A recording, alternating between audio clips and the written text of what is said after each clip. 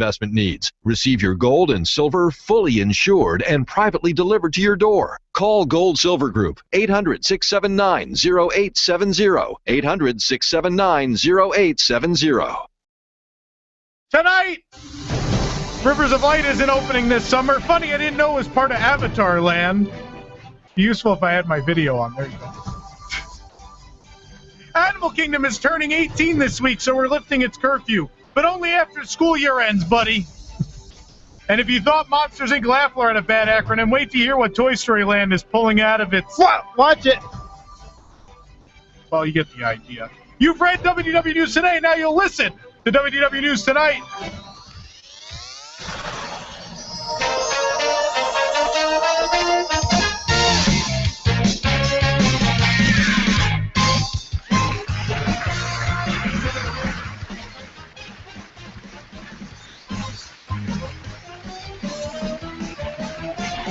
Welcome, ladies and gentlemen, to WDW News Tonight.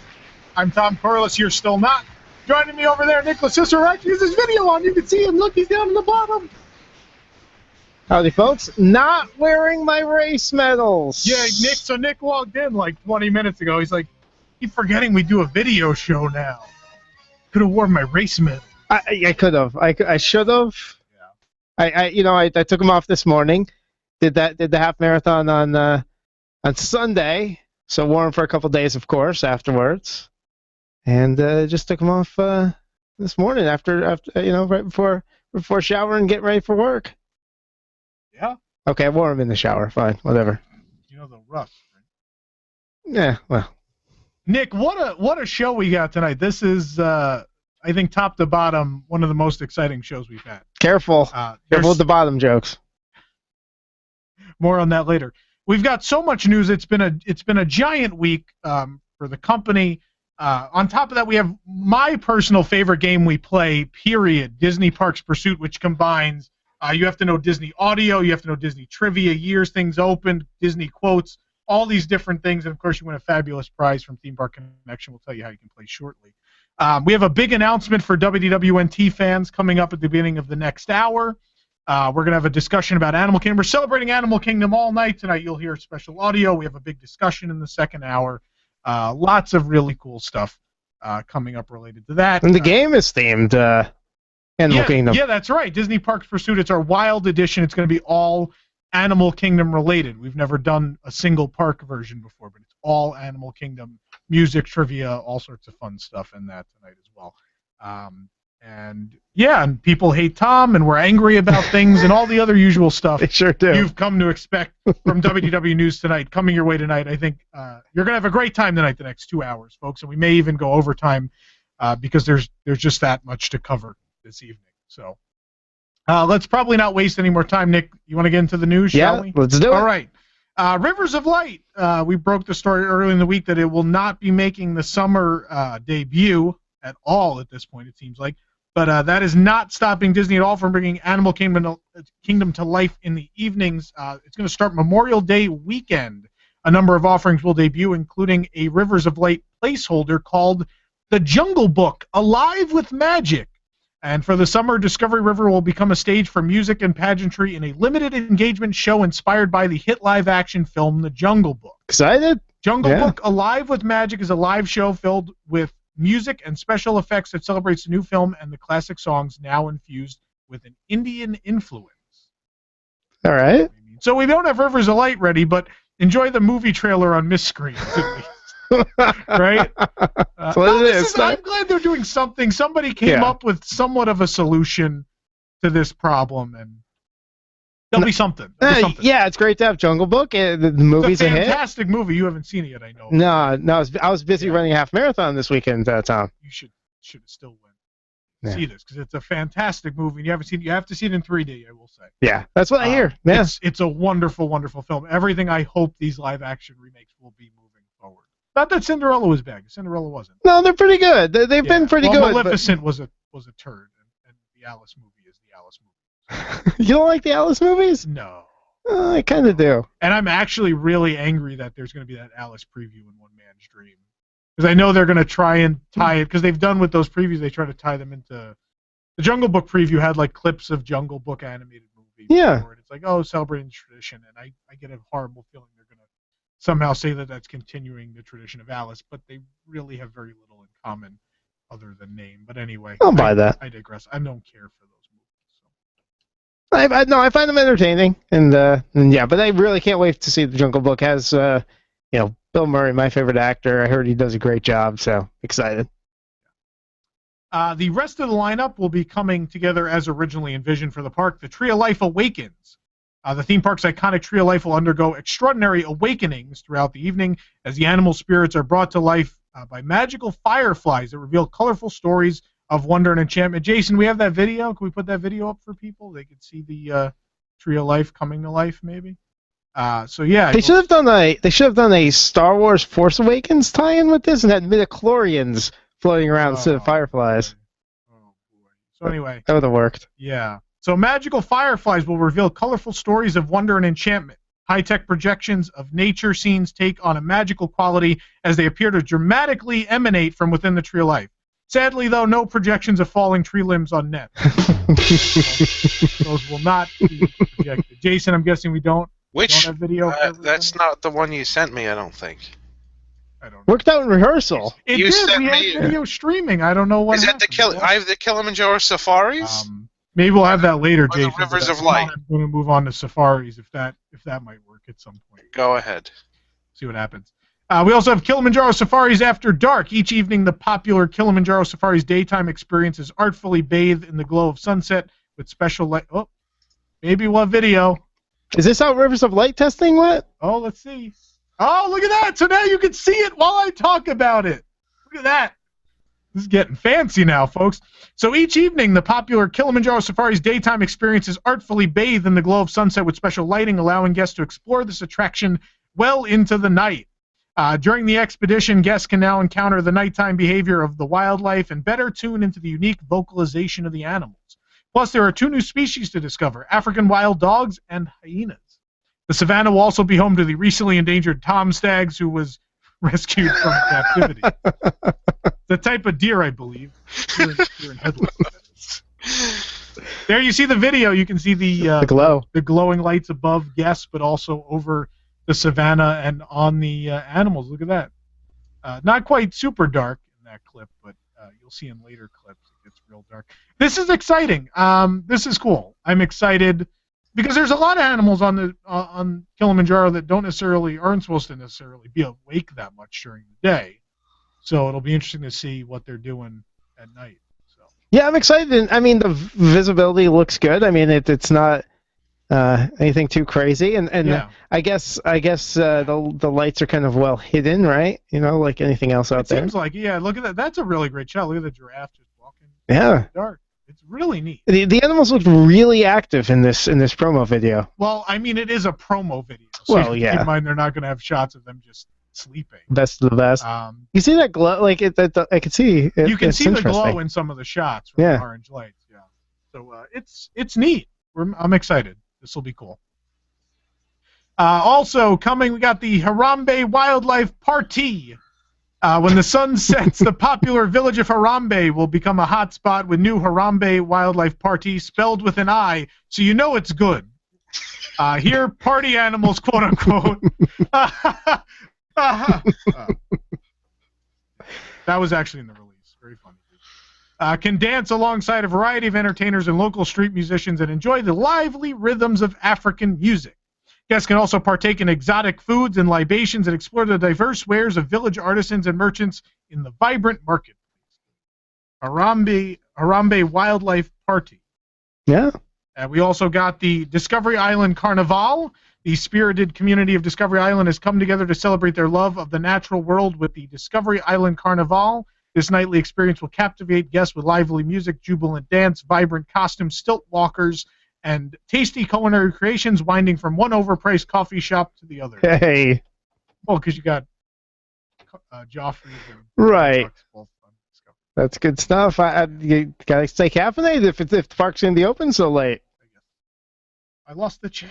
Gotta see the chat. Gotta see what you're talking about. I'm excited. So is this probably a taste of the same show you saw? Like I think when you went to see Zootopia. Yeah, they did a preview of some of this. Yeah. It's definitely along those lines. It's not going to be terribly different from the daytime entertainment, but at the same time, it'll be something. It's something, and it's nice to give people, bring some life to these areas at night, make them lively. I think it'll be a nice touch. I'm excited about it, for sure. But anyway, now that I've got the chat up, so I can see what everybody's saying out there in the chat. Hi there, chat. We've also got new adventures with favorite attractions. Most attractions will remain open at nightfall and will shine like never before, or not at all because they forgot to install lighting. At sundown, Kali River Rapids will reveal mysterious twists and turns throughout the rainforest with dramatic and drenching fun in the dark that hides most of the unfinished show scenes. Expedition Everest thrills adventurers as it lurches forward and backward through the icy peaks of the Himalayas. And at night, the majestic mountain challenges trekkers to an evening ride, revealing breathtaking views of the animal kingdom canopied by starlight and an even darker Yeti scene if possible. Amidst the colorful midway games at Chester and Hester's Dino-Rama in Dinoland USA, the thrills turn up aboard the zany Triceratops spin or primeval whirl under the string lights, meaning you could finally reenact the carnival scene from The Sandlot. Super fun. Can't wait. Do it. Classic film right there. Yeah, this park is beautiful at night. I know during the Christmas season some years I've gotten to be in the park after dark. It's really pretty. This is going to be something really special, regardless of Rivers of Light opening or not. The tree lighting up and this nighttime entertainment and this Jungle Book show.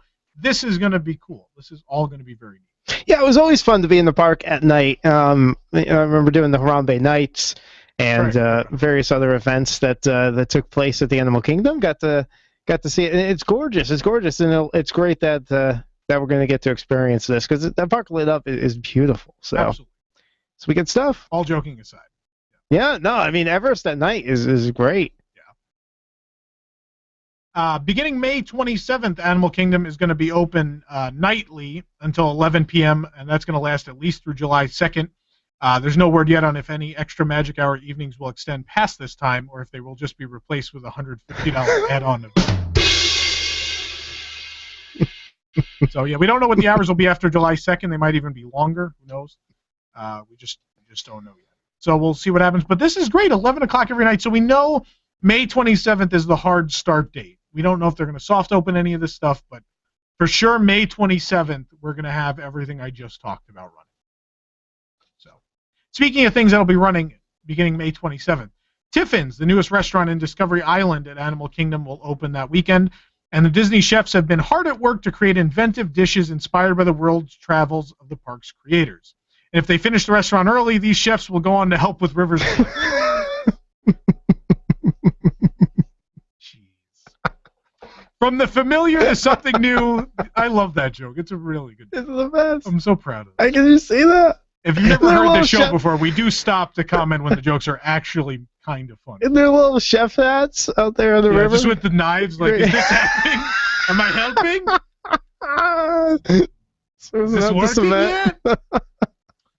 From the familiar to something new, the menu offers something for everyone, from a Berber spiced lamb chop to a New York strip steak or a beef short rib with potatoes. Starters will include a lobster popcorn Thai curry soup with basil and peanuts, marinated grilled octopus, sustainable seasonal fish crudo, and a salad of roasted baby beets and goat cheese with walnut granola and sun-dried cherry vinaigrette. That rounds out the international creations. Entrees include a Berber spiced lamb chop, a lentil stew, a Berkshire pork tenderloin, hominy succotash, a miso glazed black cod. There is a grilled head-on shrimp with tomatoes.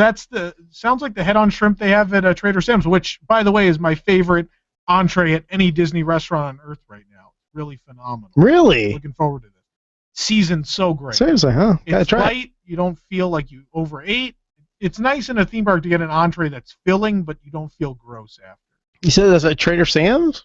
No. What'd you say? What did I say? Skipper Canteen. Did you say? I say Trader Sam's? No, I don't know. You might have said Skipper Canteen. I might have, yeah. I don't know. Skipper Canteen. I don't know. They all have the same theme. So, Skipper Canteen. That makes more Jungle sense, yeah. Cruise Limited Skipper Canteen. For vegetarians, the roasted market vegetable curry with quinoa is another good option. Yeah. Beverages focus on Africa, Asia, and South America, including handcrafted cocktails and beers. There's non-alcoholic beverages, including the exotic fruit-flavored lemonades, Asian and African premium loose-leaf teas, and coffee beans from Colombia, Ethiopia, Indonesia, and Tanzania. Sadly, LeFou's Brew will not be off. No LeFou's Brew, sorry. Oh. I like my LeFou's Brew. I do, I really do. I don't know why it gets a bad rap. I don't like it, but I know people are Crazy. I did say Get Trader it. Sam's. I apologize. Similar theme, and I've been to Yeah. Trader Sam's a lot. Yeah. Sorry. With a focus on South American and South African wines, the beverage program is very special. We don't have another one like it at Disney, said the sommelier Brian Kozoil, Food and Beverage Concept and Development Director for Disney Parks and Resorts. The program will focus on environmentality, producers that focus on sustainability, organic wines, and biodynamic viticulture. Yeah. Gotta have It have sounds your... a lot like the Wave tried to do this in the beginning too. They said they're going to have wines that had plastic corks or Plastic. Screw That can't be good for the tops. I environment. forgot what they were. Screw tops. They weren't wood Oh. because wood Paper? trees. No, they were something weird. They were screw I tops. forget what they're made of. There was some recyclable material. So Styrofoam? something like that. No, styrofoam. That's worse for the environment. You're an idiot. But you gotta have the They were viticulture. I screw mean, tops. it's very, very important to have that viticulture in there. I don't really They visit were screw restaurants that don't have tops. the viticulture going on. Shut up. Screw tops. With 55 seats inside and 46 seats in a covered outdoor area, which I believe is the same as the Rivers of Light viewing area. Nomad Lounge offers a half dozen small bites, such as the vegetarian summer roll, a seared Wagyu beef skewer, honey glazed coriander spiced pork ribs, Indian butter chicken wings, seasonal fish balls, Nick, be quiet, and house-made head cheese, Nick, shut up, and What? chicken liver pate with chutney. Like Tiffins, the lounge will offer handcrafted cocktails as well, imported beers. Non-alcoholic beverages will include exotic fruit-flavored lemonades, Asian and African premium loose-leaf teas, coffee beans from Colombia, Ethiopia, Indonesia. Again, this is a great-sounding restaurant. Sounds I'm really amazing. Excited about it. Look at the pictures. Is that the popcorn something? I don't know what that is. No, those are the fish balls. Those are the fish balls. I believe so. There you go. That's a screenshot. You can see all the pictures at WDWNT.com. Look at Jason. So It's... Good thing I ate now before the there's show. I said that, and now there's a black screen up. There we go. Sounds amazing. So anyway, earlier today, Disney shared a sneak peek of what's coming to Toy Story Land. Jason, you can get that video ready. What's coming to Toy Story Land at Disney's Hollywood Studios, including new details on the land's attractions set to bring the world of Toy Story to life for guests. In Toy Story Land, you'll find yourself shrunk to the size of a toy. Just go with it. To explore the world of Andy's backyard with your favorite Toy Story characters, including Woody and Buzz, and the Earful Tower, which won't be removed due to budget constraints. Oh, is that the Thank Shanghai? Yeah. Song? There you go. There are two new themed attractions being developed. You're seeing the first one right now. The Slinky Dog Dash will be a family coaster attraction. The attraction features a coaster track that Andy built all over his backyard using the Mega Coaster Play Kit. But as you know, he has a pretty amazing imagination, so he's combined it with some of his other toys, according to Imagineer Kathy Mangum. You can take a look at that concept video right now. Jason just played it for everybody. On Slinky Dog Dash, you will zip, dodge, duck, dip, dive, and dodge around many turns and drops. The 5Ds. 5Ds that Andy has created to really make Slinky and his coil stretch to his limits. Those limits, of course, being budgetary. Let's get Visco, Visco. I wanna get Visco. Let's get into solvency. Let me hear reality. Reality, a dose of that reality. Let's get Visco, Visco. That just happened. Yep. Oh, Nick just found that song at random, and we decided we found it. What show is that for? Not even a clue. I was Oh, just okay. scrolling through what we had in our computer system. I So found it's for it. some other show here at 1520 WBZW, where we're on the radio, and we decided that would fit very well into our budgetary conversation. Sure did. There you go. Anyway, It's labeled Paul Ryan. I don't. So I guess he worries about budgets. show here of some kind. The second all-new attraction in Toy Story Land will be the Alien Swirling Saucers.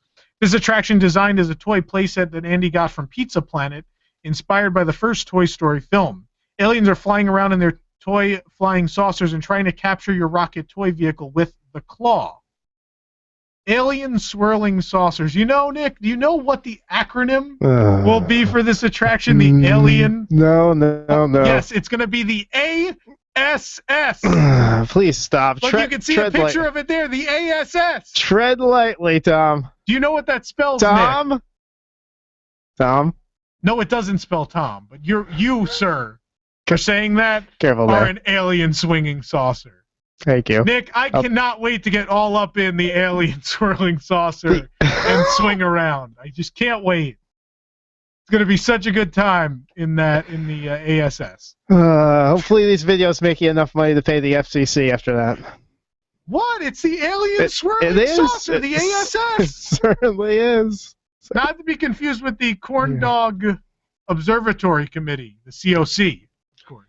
Hopefully it's big enough to accommodate the wider guests. Please stop. Please. You just made it so much worse. Tight fit for some of your larger guests getting in there. Oh, yeah, Jason's just video happy now. So, he's playing videos every 2 seconds. Anyway, be careful. let's move on. So as you rotate around the toy planets and satellites as part of the game, you'll swirl to the beat of space jazz. Oh, yeah. Music developed just for this experience or likely recycled from 80s Epcot. One of the two. Not a bad thing. The music, it's like the Universe Energy entrance loop music. I'm down. The music, the lighting, and the sound effects will add to the flurry of adventure while the claw looms ominously over you like a deadline over Walt Disney. Also, they shared that beginning Memorial Day weekend, even more guests will be able to experience Toy Story Mania. The third track will open. Memorial Day weekend, you will have a shorter wait for Toy Story Midway Mania, finally, after 8 years. There you go. Yep. All right, next story. Maybe. I mean, who knows? Do you think it'll work? You should. Yeah? It's going to work. Okay. It has to work. It's higher capacity. Right. There's no way it doesn't work. I'm not saying it still won't be 60 minutes, but it probably won't be 180. So we've been waiting seemingly forever to see behind the work walls at Epcot's Norway Pavilion. For the first time in forever, we got a look earlier this week. Jason's going to bring up the video for you now. Starting this June, Anna and Elsa will greet guests in the new Royal Summer House next door to the existing Norway Pavilion, modeled after a traditional Norwegian cabin, which you'll see right there on your screen right now if you're watching us at listen.wdwnt.com. Looking good. We're going to replay on YouTube. Who knows? So Disney released this video looking behind the walls of the new meet and greet experience, which definitely has more of a World Showcase look to it than that of an animated film, just to make sure anyone with Epcot in their Twitter handle is happy. Of course, Anna, Elsa, and their latest generation audio animatronic co-stars, probably recycled from Maelstrom, will also welcome guests. No, they'll be new. Aboard the new Frozen Ever After ride, replacing Maelstrom in the Norway Pavilion. Passengers on their way to Arendale's Winter and Summer celebration for Queen Elsa will visit the Ice Palace and hear beloved film tunes with new lyrics by Oscar-winning Let It Go songwriters Bobby and Kristen Anderson Lopez. And there's also a video with an interview of them up at WDWNT.com. You can see where they talk about the attraction. Both going to open in June. Disney would not give an exact date, but June for both Frozen Ever After and the Royal Summer House. Nice. Yeah. Excited for that. Stuff. There's an Imagineer talking about it on your screen. Anyway. So let's move on. The next one, we're going to talk about Soarin. Disney yesterday previewed the Soarin' Around the World attraction, which of course will open this summer, both California Adventure and Epcot. The video, which Jason has up for you right now, is going to showcase short clips. You'll see there we are flying over the Great Wall of China right now, and the Australia segment is going to be coming up next, which we're actually going to talk about more in Tom and Nick Are Angry About Things for some reason. Talk about that. Look at that beautiful shot of the Sydney Harbor. Yeah, I think it's great. I love it. For that segment, the China segment, they're actually using a new scent, Nick. Yeah? Pollution. Wait, I have another one. Oh, okay. You know, Nick, for the China segment, they'll actually be using a new scent. Oh, yeah? General Tso's chicken. That one's actually an add-on. Yeah, no one's paying. We'll give it back. Yeah. So at Epcot, the attraction will be presented in a digital film format for the first time with crystal clear imagery, and the addition of the third theater for the attraction should shorten wait times for guests as well. The attraction will open June 17th at Walt Disney World and Disneyland Resort, roughly the same time it's going to open at Shanghai Disney. So they gave it okay. Well, it's supposedly the day after, even though they said this morning June 17th is the opening day for Shanghai, which it's not. Well, it's interesting that they gave a specific June date for this one, but wouldn't for Frozen. It's on purpose. Yeah? Because this is supposed to debut first in Shanghai. Okay. It's a marketing thing. Yeah, they want to say it debuted first in Shanghai for some reason. So, there you go. Starting in early May, guests visiting Epcot will be able to spot Dory and some of her friends for the new film Finding Dory at the park's Turtle Talk with Crush attraction. Some of her new pals you can expect to spot within the attraction include Destiny, the whale shark, Bailey, the beluga whale, and Hank, the septopus, which is a seven-legged octopus. 20,000 Leagues Under the Sea had one of these, yeah. It originally had 8, but by 1994, one had fallen off, and no one in maintenance really cared. So, what happened? There's a picture of the concept art with, that's Bailey. I thought he was going to show us the seven-legged octopus. No, that's I'm sorry, that's Destiny, the whale shark. There, appearing in the show. Also appearing in the show will be Squirt, Crush's son, and as well Nemo and his dad Marlin. So they're adding all sorts of Nemo characters to the show, which I thought has always kind of been missing.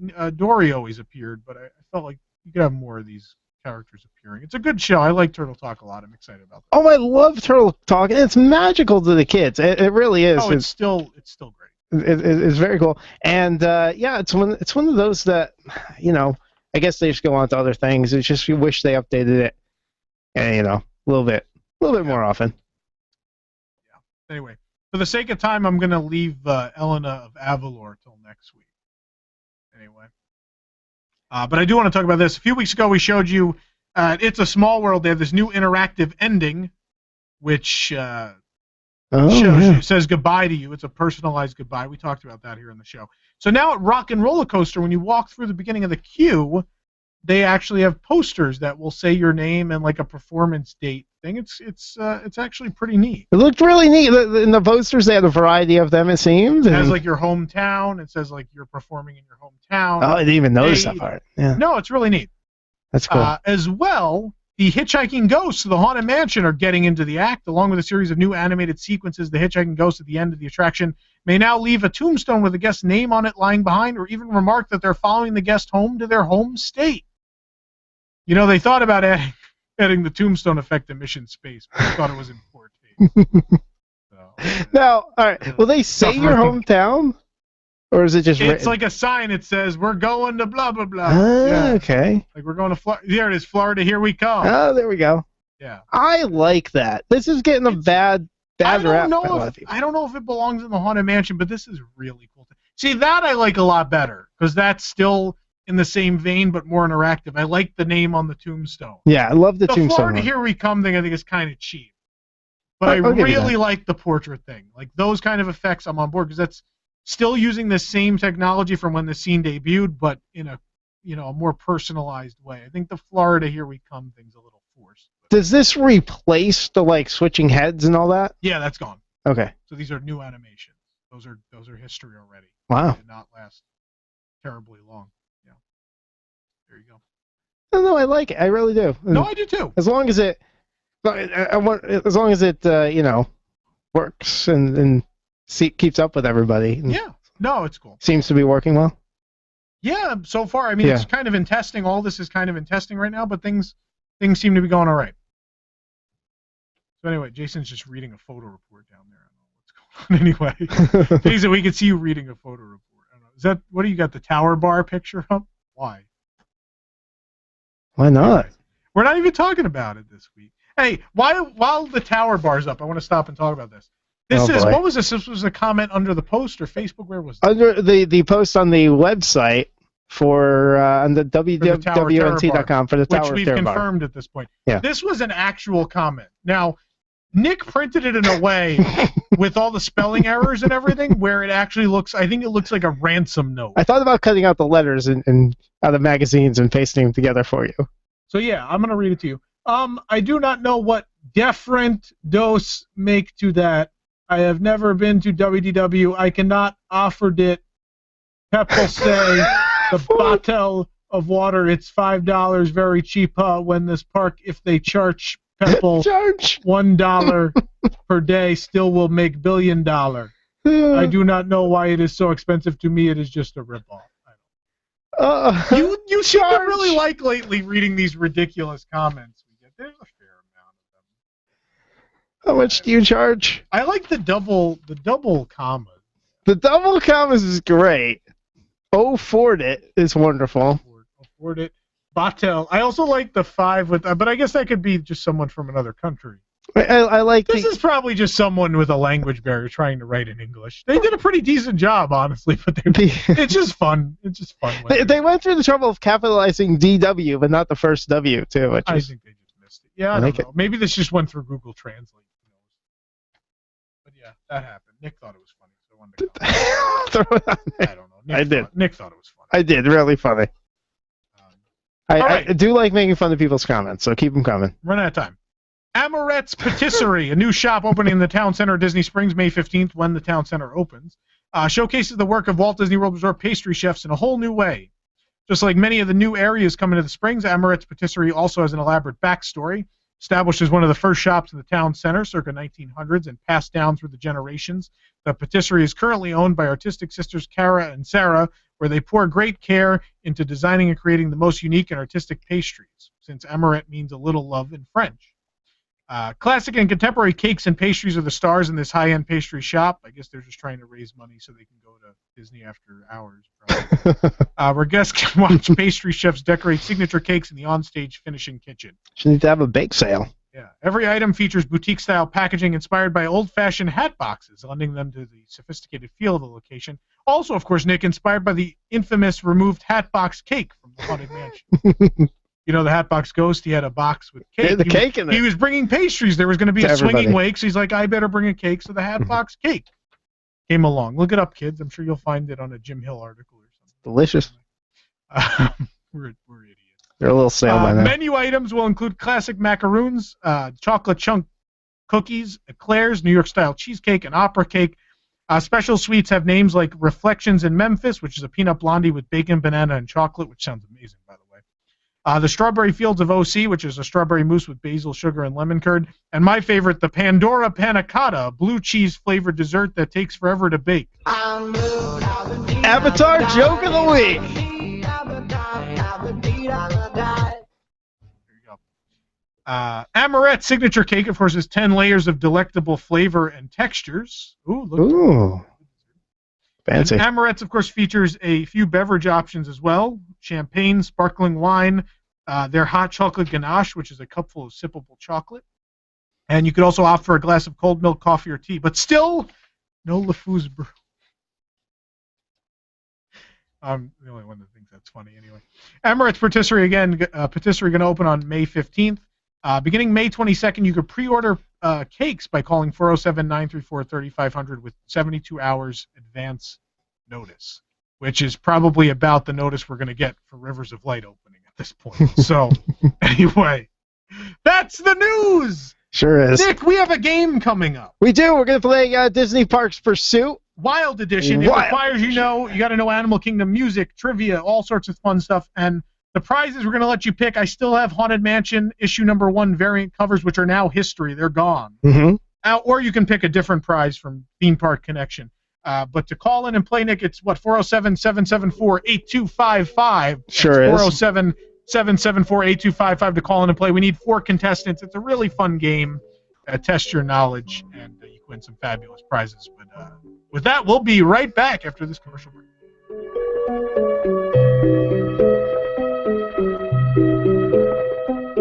Hi, Bill Files here, GM of Salem Media Group Orlando. You've heard me talk about half-price tuition, a great new program we have where folks just like you can purchase tuition to the finest Christian schools in Central Florida at half price. No catch, no kidding. I want to share with you some comments from a listener who recently purchased tuition for her daughter. This listener called me, and once she found out that the program was for real, she and her husband decided to buy it. She said, "Before we hang up, I wanted to thank you. and to share with you that my husband and I have been praying for a way to send our girl to Christian school.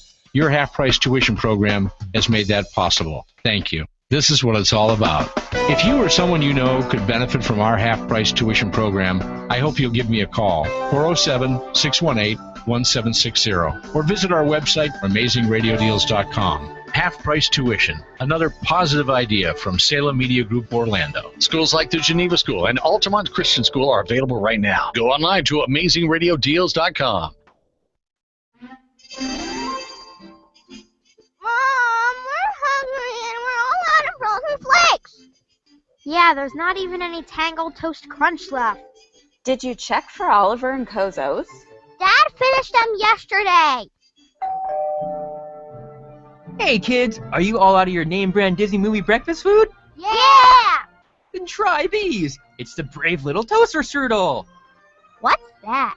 A toaster strudel is a light, flaky pastry that you cook in the toaster. I know what a toaster strudel is, but what's a brave little toaster? It's from that movie with the redhead Scottish princess.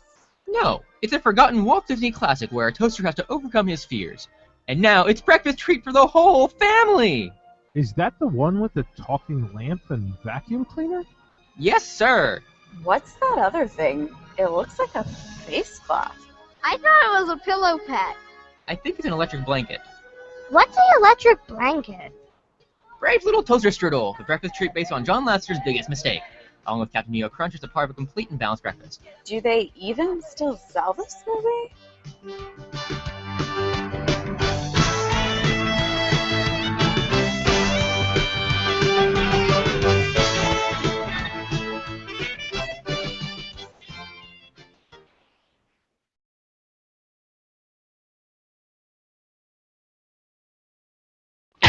Do you have enough drinking water at home or work? For whatever life throws at you. This is Florida, and you can never have enough good, wholesome drinking water on hand for meetings, family gatherings, even Mother Nature's wrath.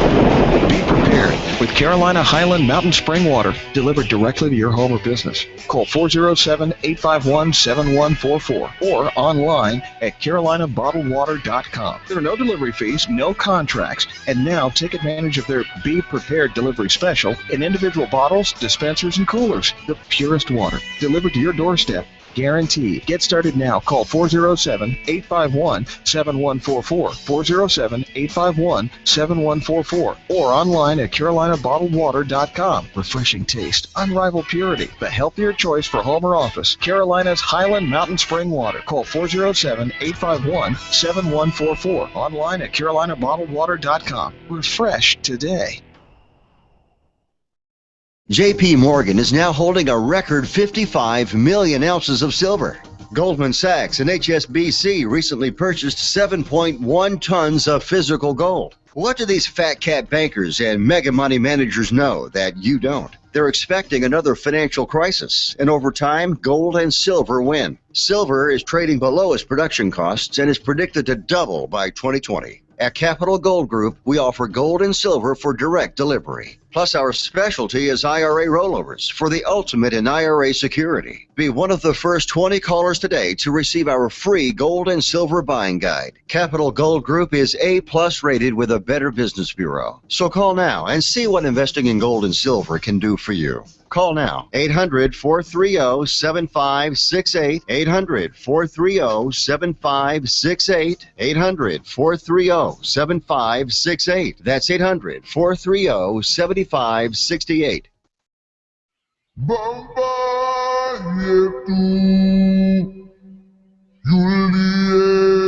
Always, always, no matter what. What are you doing there? You ruined like every audio clip. I know this isn't even a planned bit. Can I just please tell you that? But this is amazing. Can we just listen to this? By the way, the number to call 407-774-8255. We need 2 more contestants for Disney Parks Pursuit. We got 2 already. But this is amazing. I swear all the clips for the music segment of Parks Pursuit are tested and work. I don't know why these aren't working.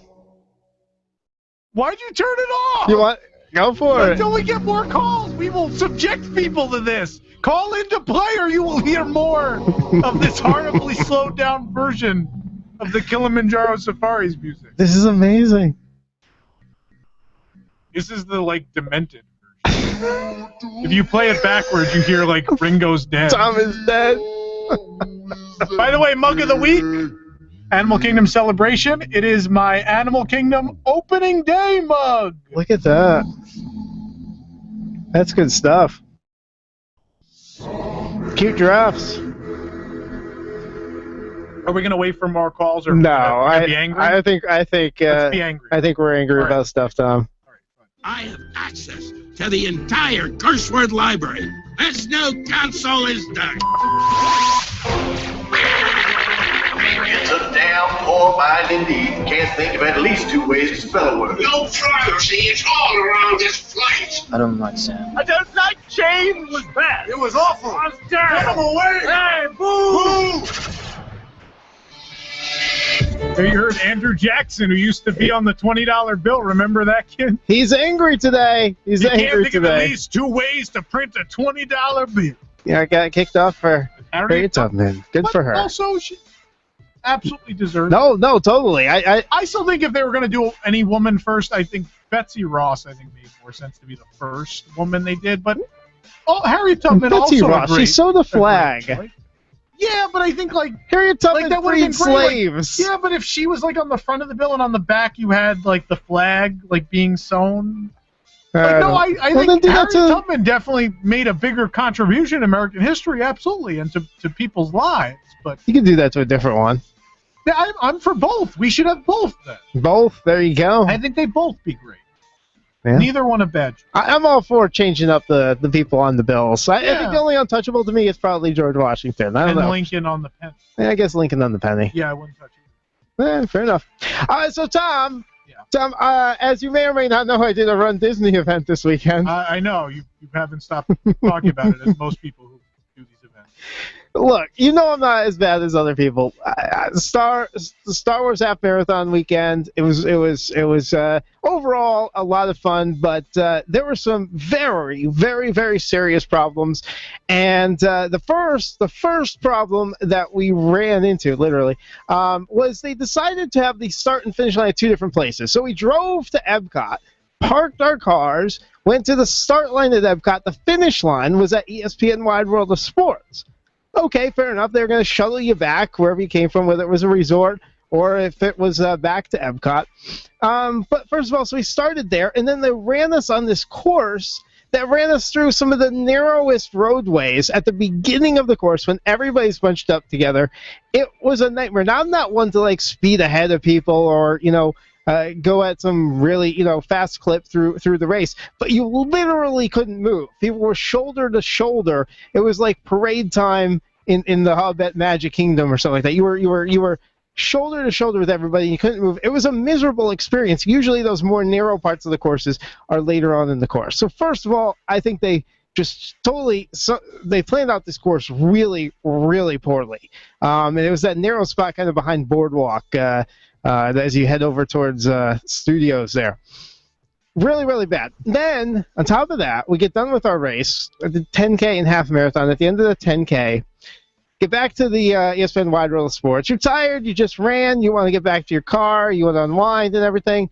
I particularly had to go to work. And they had the shuttles, but they did not have it organized at all. It was a 1.5 hour wait in the parking lot to get on the bus, and then another 10 or 15 minutes to get over to Epcot. By the way, my bus driver got lost. He started driving down the cast member driveway, and they had to turn him around. It was a mess. Now, to Disney's credit, they did get in outside buses and things like that, and they had all the buses there. They just didn't have it organized very well, and apparently they didn't have enough buses. It was the last thing a runner wants to do is wait an hour or so after the race just to get on a bus. Second day, they seemed to have at least some switchbacks set up. Before, it was just chaos. It was just people standing all over the parking lot in a mob trying to get to the buses. It was just a really poor experience. It honestly took away from the experience. Not being able to get to your car after the run just hurts the overall experience.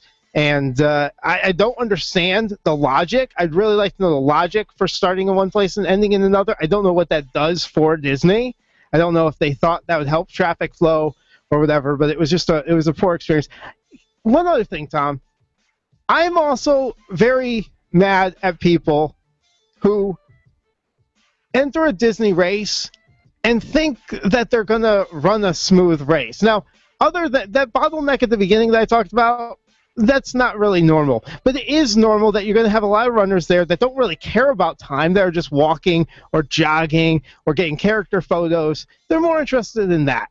And you can't be upset. You know what you're entering. You know what race. I heard runners scream at other runners to get out of their way. And they had no business out there on the course and stuff like that. Seriously, they were up. There were these.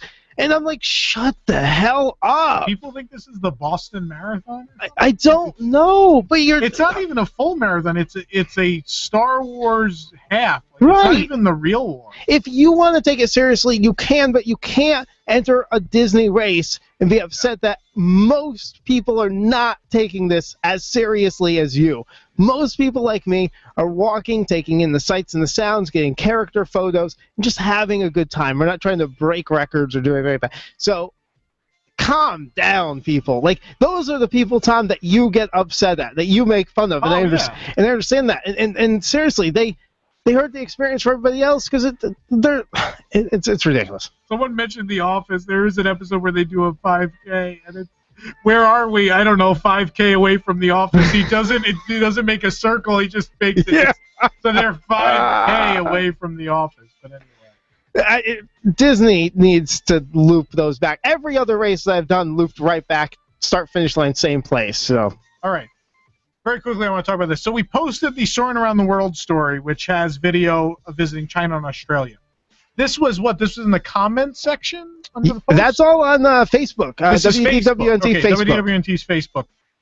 Luke comments, this is pathetic. The fact that someone at Disney thinks Australia is best defined by a building that's used like 6 times a year and looks like a bunch of dishes standing in a rack to dry and some water is offensive.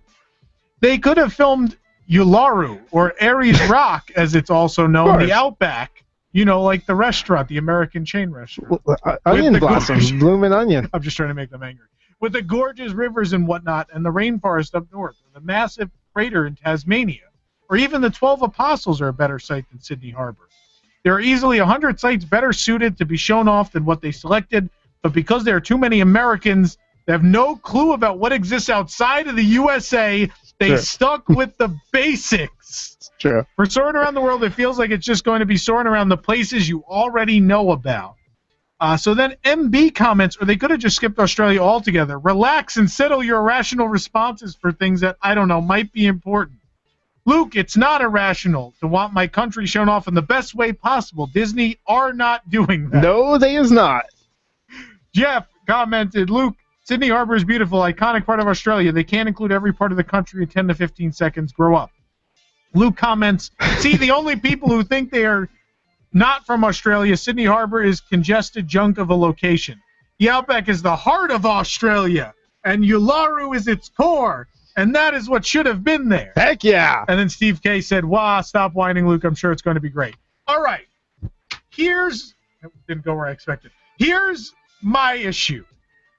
I understand you are from Australia, but in a 5 to 10 second clip, they are trying to.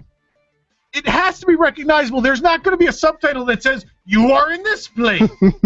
If we fly over France and the Eiffel Tower is not there, that is idiotic. That is stupid. That is the definition. If they fly over New York and you don't see the Empire State Building, I lived in New York. There are plenty more beautiful places in New York than the Empire State Building, but I expect the Statue of Liberty and Empire State Building to be flown over because they are landmarks that are recognizable. That's the idea. This isn't go on a sightseeing tour and see parts of the world you've never knew existed.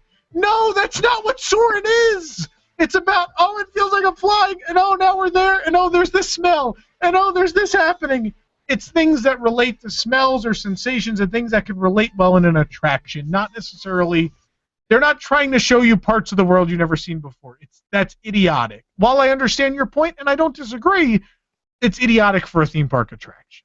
They got away with it with Soarin' over California because you knew everything you were seeing was in California, so that was okay. California, a lot of it's recognizable, and if it wasn't, at least was something like, oh, there's a pine smell because we're going through an area with pine trees. Oh, hot air balloons. Like, at least they were things entertaining you in the scene, like rockets going or jets going by and things like that.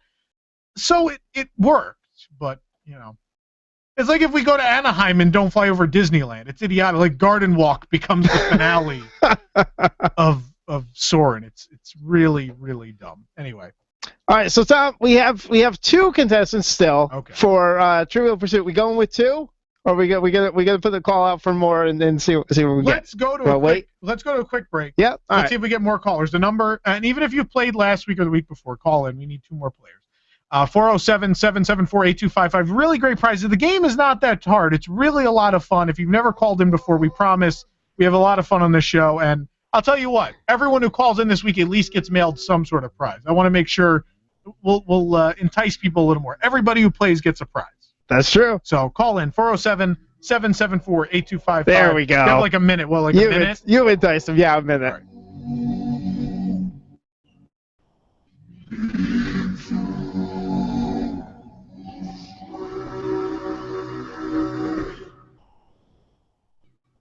You found me. What could you do? Are you worried about losing your home to foreclosure? If you've been threatened with foreclosure or received legal papers from your bank, you have approximately 30 days to respond. If you do not respond, you could lose your home. You have rights. Act now to protect your rights. You can stay in your home. Many times you can even modify your loan. The bottom line is you can get past this, but you must act right now. Call National Foreclosure Defense right now at 800-989-1838, 800-989-1838. If you've been served by your bank and you're worried about losing your home to foreclosure, now is the time to fight back and save your home. Time is limited, so call right now. 800-989-1838, 800-989-1838. National Foreclosure 800-989-1838. That's the only way to do it. Just give on over to it. That's the only way to do it. Just give on over to it. That's the only way to do it. Just give on over to it. A weird version? You played with the audio. No. No? This is straight off the CD you gave me. Something off about it. All right, are we ready to play? Yeah, we got 3 contestants. Okay. We're going with That's 3. Fine. We can do that. We get a 4th one by the time it's time for the 4th person to play, then so be it. 407-774-8255. Got a couple minutes left in this first hour, and so we will start Disney Parks Pursuit. Welcome to the Disney Parks Pursuit, the ultimate combination of all the WDW game shows, where you try and collect all 6 of the puzzle pieces. First person to all 6 pieces wins the game. Nick, introduce our contestants. All right. First of all, we have Cole is the first contestant here. Cole, good evening. Good evening, guys. Hey, Cole, where are you calling in from? Calling in from Iowa. Iowa. Very cool. Very cool. All right. And you familiar with the Animal Kingdom? Yeah. All right. All right, good. We're ready to test your knowledge. Let's meet the other 2 contestants. We also have Rick on the line. How you doing tonight, Rick? Hey, guys. Good. How's it going? And Rick, where are you calling from? Maryland. In Maryland. Oh, big contingent there in Maryland. Oh, as always. When was your last visit to Animal Kingdom? We actually skipped it on my last trip in February, so I'd have to say last September. Oh, lots changed since last September. Hopefully you'll do good here on our... Yeah, nothing's open. Nothing's open, yeah. And then we also have Mickey. Mickey, how you doing tonight? I'm doing well. All right, Mickey, where are you calling from? New Rochelle, New York. New Rochelle, New York? Yeah. I went to school in New Rochelle, New York.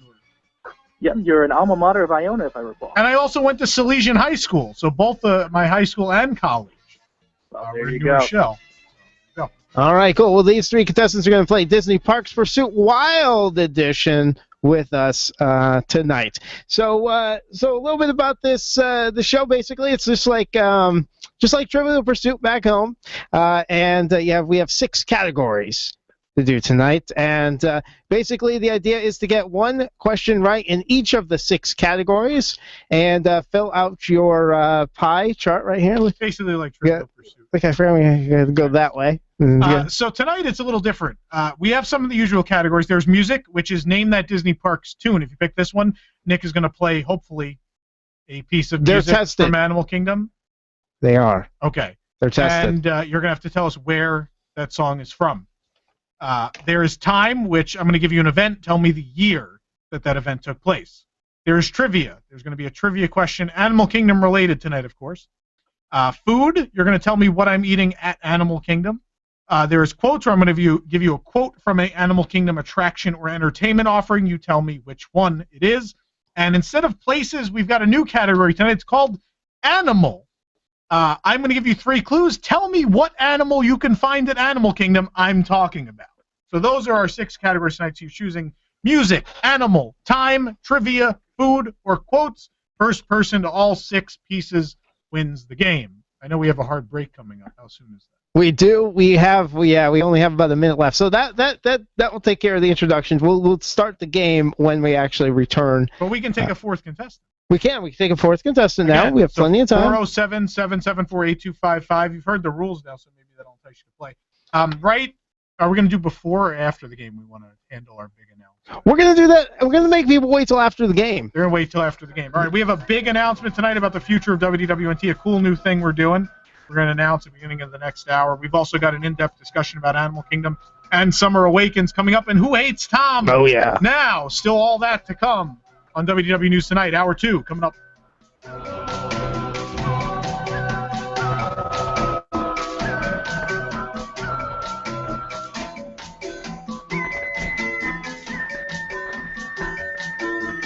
Celebrating 50 years as Apopka's hometown station. 1520 WBZW. Apopka, Orlando. Community events, financial news, weather, traffic, and more. A service of Salem Media Group.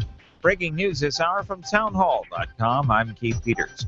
A black woman who was once a slave and helped hundreds to freedom through the Underground Railroad will now grace the front of the $20 bill.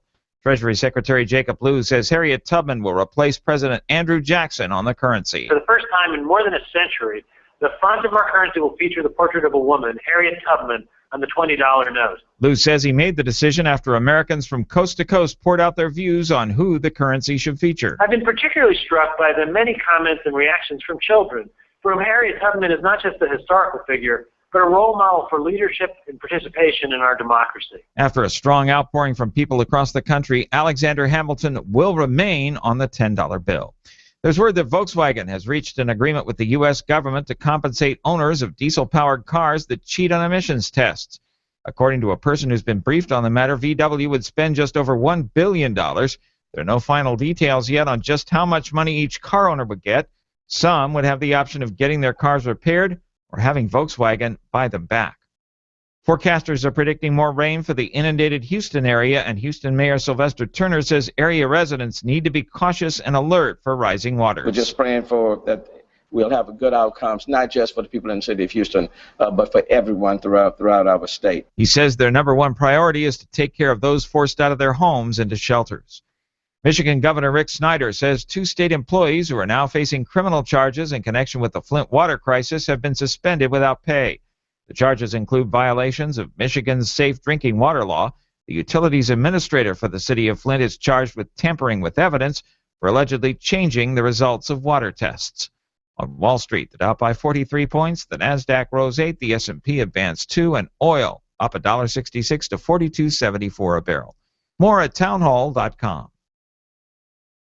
Results not typical. Do you owe the IRS more than $10,000 in personal or business taxes and you can't afford to pay? You have the right to tax representation. Join satisfied clients like Victoria. She owed the IRS $32,000. They accepted $300. She saved $31,700. Leroy owed $21,000. The IRS accepted $500 and he saved $20,500. Get tax representation and save too. Call 800-656-9406. Has the IRS threatened to shut down your business, freeze your bank accounts, take your home, your cars, or garnish your wages? You may qualify for special programs to stop this process. Get tax representation. The industry experts with negotiating with the IRS with an A rating with the Better Business Bureau. Call today and the IRS will be contacted the same day, putting a stop to bank levies and wage garnishments. Call the tax representation hotline at 800-656-9406. 800-656-9406. That's 800-656-9406.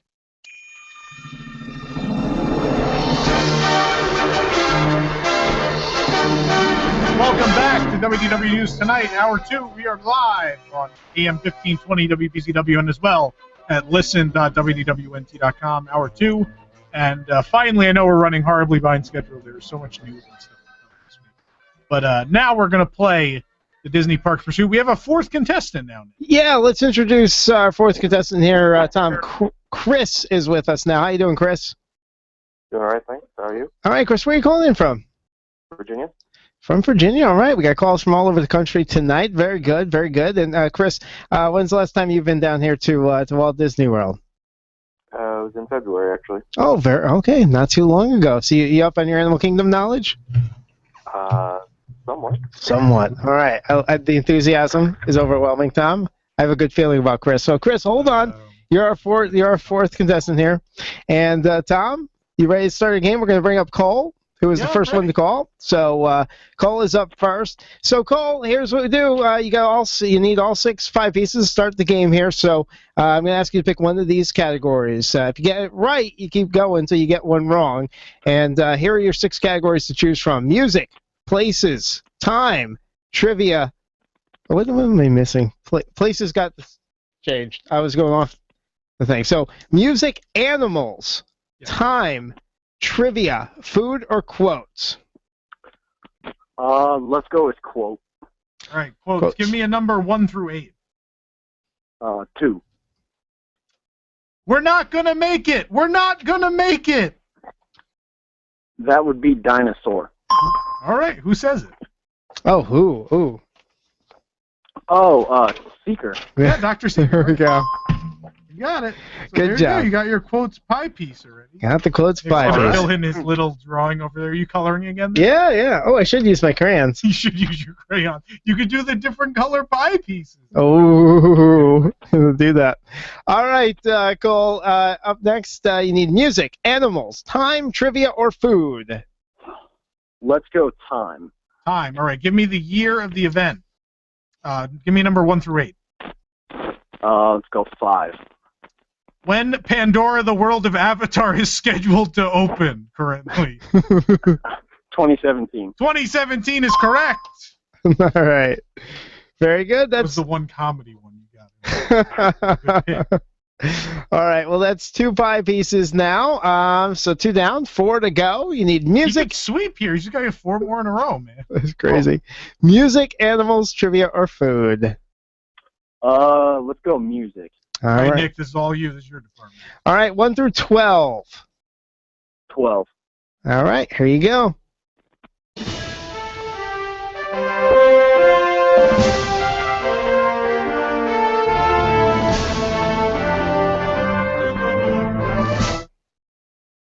Ooh. I want to say it sounds like the music in the queue for Dinosaur.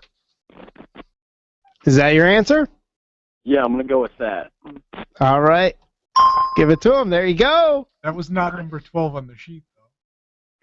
Oh, well, I put them in here. All right, that's fine. I'm sorry, Tom. I got it. It's all right. It's the way they're in here. I didn't put them in here the same way. Wouldn't be a game if Nick wasn't messing something up. There's no messing up. It's fine. I mean, the answers are. I will bring my camera around to my. Right. No, then they'll see the answer. All right, so he's already got 3 out of 6. Wow. This is domination, Cole. All right. All right, here we go. animals, trivia, and food. Let's go trivia. All right, trivia. Give me a number 1 through 8. We'll go 3. What was the original name of Discovery Island? Oh. Oh, wow. You got to answer it quick. I can't look it up. I know, I'm not. I think, isn't that it? I feel like, is that a trick question? No, it isn't. I'll leave that one. Actually, no, I'm going to give the answer on that one. Safari Village. Oh, okay. They changed it to Discovery Island after Discovery Island closed. Of course, the zoological park. Oh, okay. All right, someone else finally going to get a turn here. Mickey, Rick, and Chris, I have a lot of catching up to do. Mickey was our second caller. Mickey will be up next. All right, so Mickey, you need to choose between music, animals, time, trivia, food, and quotes. I'll go with food. Food, all right. I'm going to describe a food item. You have to tell me what it is. It's that Animal Kingdom. 1 through 8. Give me a number 1 through 8. 7. 7? Common chicken dish served at Yak and Yeti. Oh, man. Problem is I haven't been to Animal Kingdom in a couple of years. Guess a common chicken dish that might be at an Asian-style restaurant. General Tso's chicken. No. We were looking for crispy honey chicken. Oh. All right, Rick, it's your turn. Music, animals, time, trivia, food, quotes. I'll go with time. Okay. Time, again, give me the year. Give me a number between 1 and 8 that's not 5. 8. The ride named Dinosaur opens.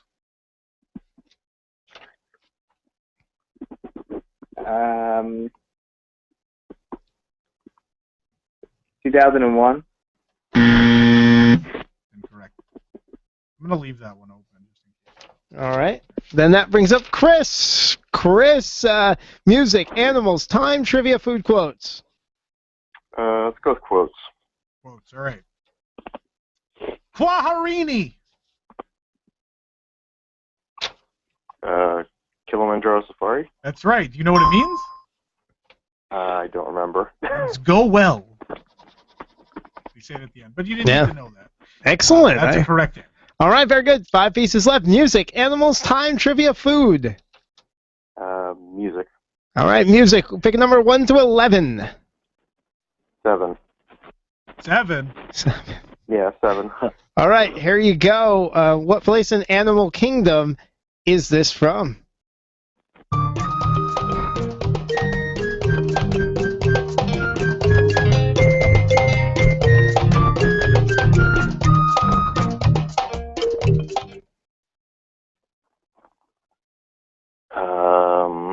Where can you hear that? Is that in Camp Mini Mickey? It is not. It's not. I'm gonna leave the music one time. I think. See if other people can get those. Put in the chat. So I'm gonna leave that one on the board just in case. All right. So Chris, you got 1 5-piece. Very good. We're gonna bring back Cole. Cole, let's see if you continue this dominance here. You got animals, trivia, and food is all you need. Let's go back to trivia. I'm kind of worried about food and animals, so let's knock that one out. Could get the same answer for food and animals too. All right. Yeah. In the original plans for the park, guests would enter through a famous seafaring vessel. What was the vessel? You said it was a seafaring vessel? Yes. Oh. Perhaps a boat. I have no idea. All right. It was Noah's Ark. They would have had you enter through Noah's Ark. They deemed it was too religious. Oh, okay. All right, Mickey, we're going to see if we can get you a 5-piece here. Music, animals, time, trivia, food, quotes. Let's go time. Time. Give me the year it happened. It is going to be, all right. Expedition Everest, Legend of the Forbidden Mountain opens. 2006. That was indeed 2006. Very good. All right, you got your time piece. Now you need animals, trivia, food, quotes, music. Trivia. Trivia, all right. Roughly how many animals are carved into the Tree of Life? I'll let you have it within 25. 203. Not even close. All right, I'm Rick. going to leave that one. Rick, you're up. Animals, time, trivia, food, quotes, music. I'll go with food. Food, all right. Big meaty treat no longer sold in the park. Turkey leg? Yep. All right, got a food one Recently down. retired.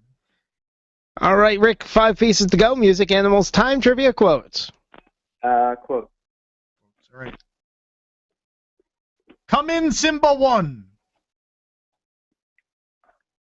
Kilimanjaro Safari. Who said it? Oh, damn. No, it's fine. He can have it. But I want to. Oh. You know who said it?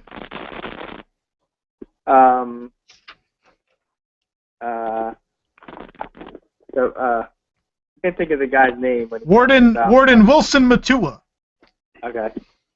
All right, 4 pieces left, Rick. Music, animals, time, trivia. Time. Fast Pass is introduced at Kilimanjaro Safaris.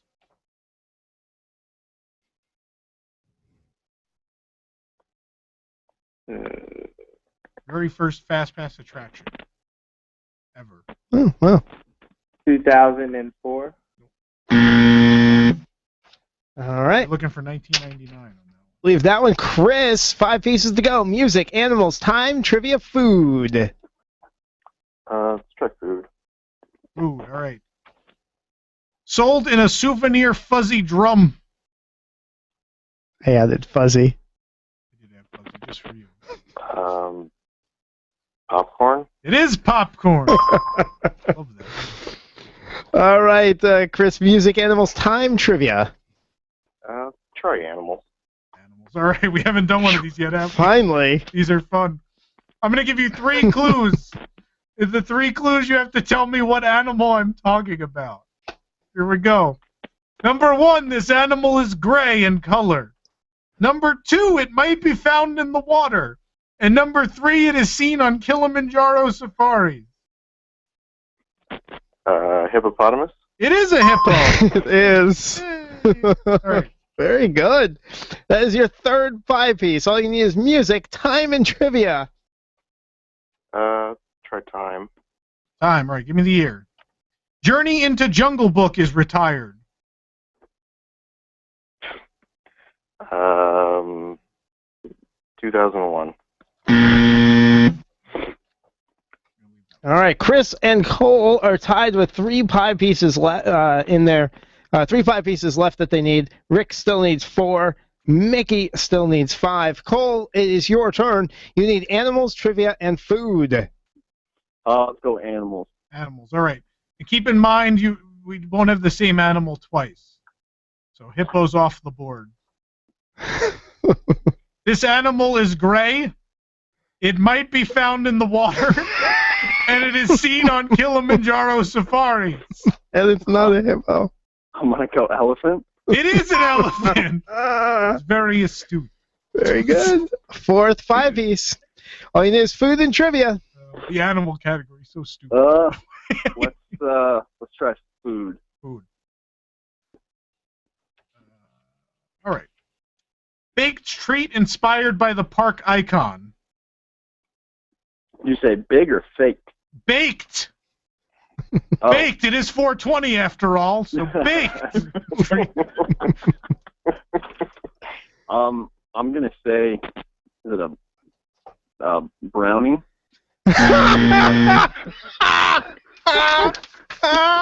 You took my 420 thing a little too far, I think. We know our audience, I guess.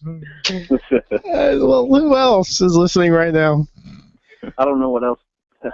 I was looking for a Tree of Life cupcake. Tree of Life cupcake. I should have known everything's a cupcake. Everything is a cupcake. That should be a shirt. Everything is. Yeah. All right. Well, that's a great idea. Maybe we'll have one. Shh. All right, Cole. Hold on. It's Mickey's turn now. 10:16. We have to move the show along. Mickey, let's see what you can do here. Animals, trivia, food, quotes, music. Animal. All right, animal. Used to be at Epcot, lives on an island, and seen on Kilimanjaro safari. No, Jesus. No, Penguin. it wasn't Jesus. He's on the Ark, which didn't make it into the park. It's Noah, you Oh. idiot.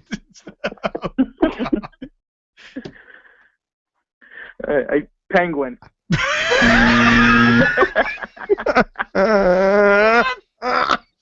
Flamingo! The penguin. Looking for flamingo. The great penguin encounter there. Yeah.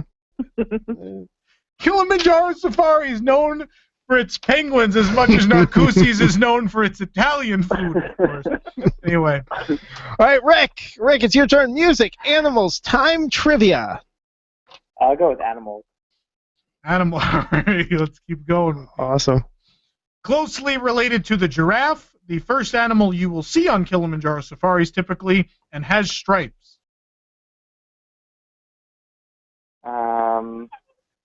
The okapi. It is the okapi. Nice. Very well done. Nick fought for that one. 3 5 pieces here. Now we need 3 more. Music, time, or trivia. I'll go with music. All right, you will. All right, pick a number between 1 and 11. 9. There you go.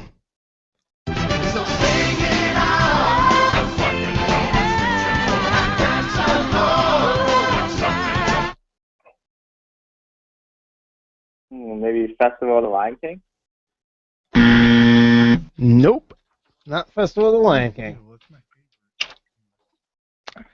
All right, Chris, it's your turn. You have 3 pie pieces. By the way, there's like a Zebra Glen chant happening in the chat.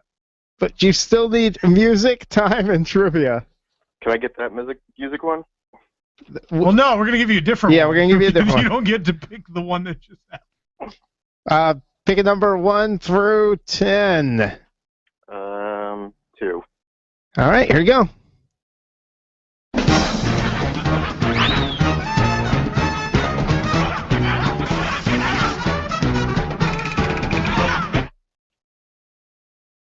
Festival of Lion King? Yes. Good old Tumble Monkeys.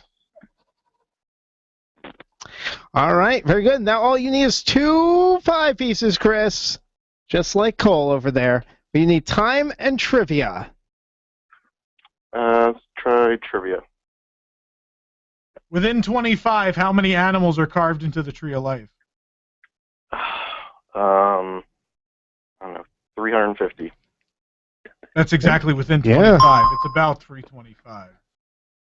Very Down good. to 1 pie piece for the win. All right, all you need is time.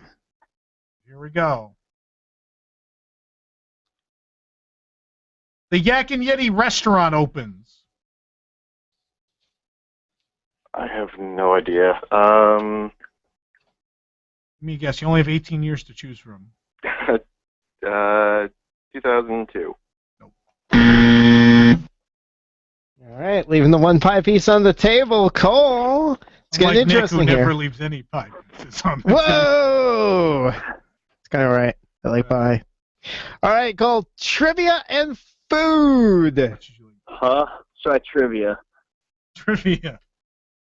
All right. What was the original name of the dinosaur attraction? Countdown to Extinction. Yeah. All right. It's all up to food. Representing tonight. All right, we're all up to food now for Cole. Let's see if Cole can finish his pie. What's the last one, Warren? Food. All right, let's see if you finish the pie. Signature drink available in Africa. Oh, wow.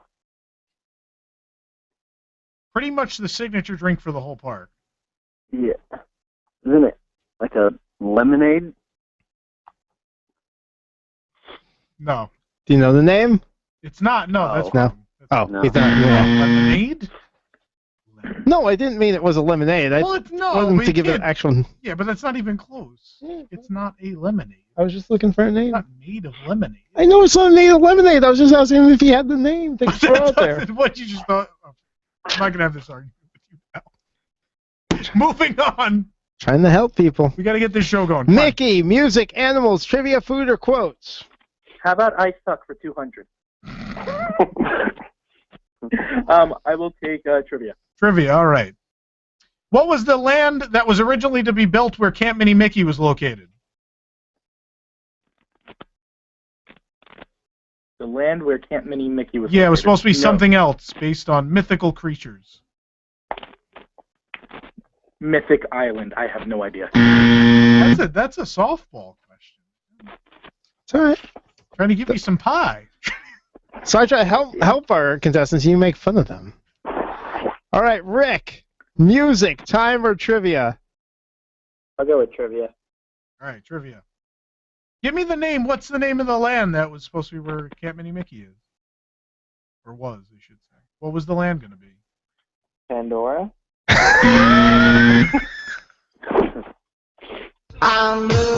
No, don't you dare. You cut it out. All right. I'm so disappointed in all of this. Chris's turn time. Do you want me to answer, Tom, to redeem? You can answer it. Go ahead. It's Beastly Kingdom, right? Beastly Kingdom, that's right. But you already have that pipe. There you go. All right, what do you have to do? Time? A time. It's Chris's turn, and he needs time, and that is his final pie piece. The ride named Dinosaur opens. That was opening day, right? So 98? Nope, sorry, Chris.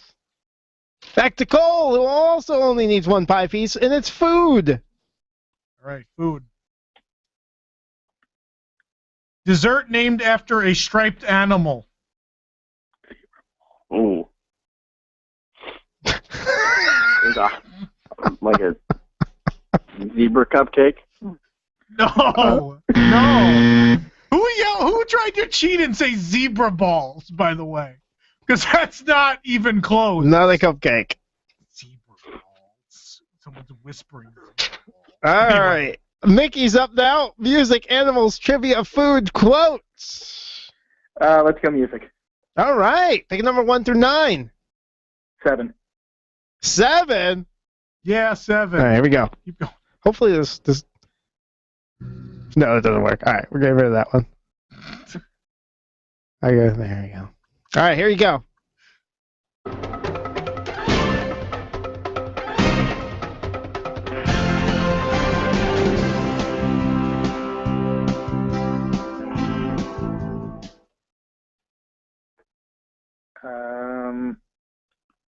Kilimanjaro?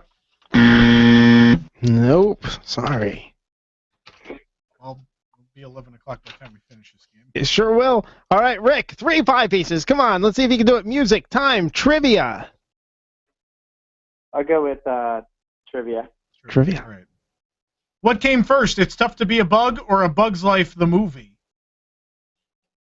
Bug's Life, the movie.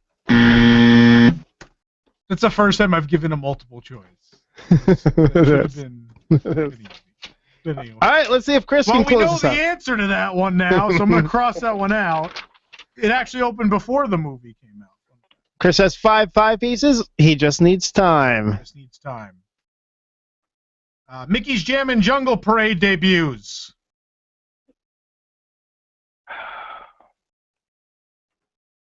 $2006. Nope. Cole. Food. I don't even know which ones of these I haven't done at this point. 6. Yeah. Pulled and 5. Pulled food from Flame Tree Barbecue. Cold food? Pulled. P-U-L-L-E-D. Oh, the pulled pork. That's correct!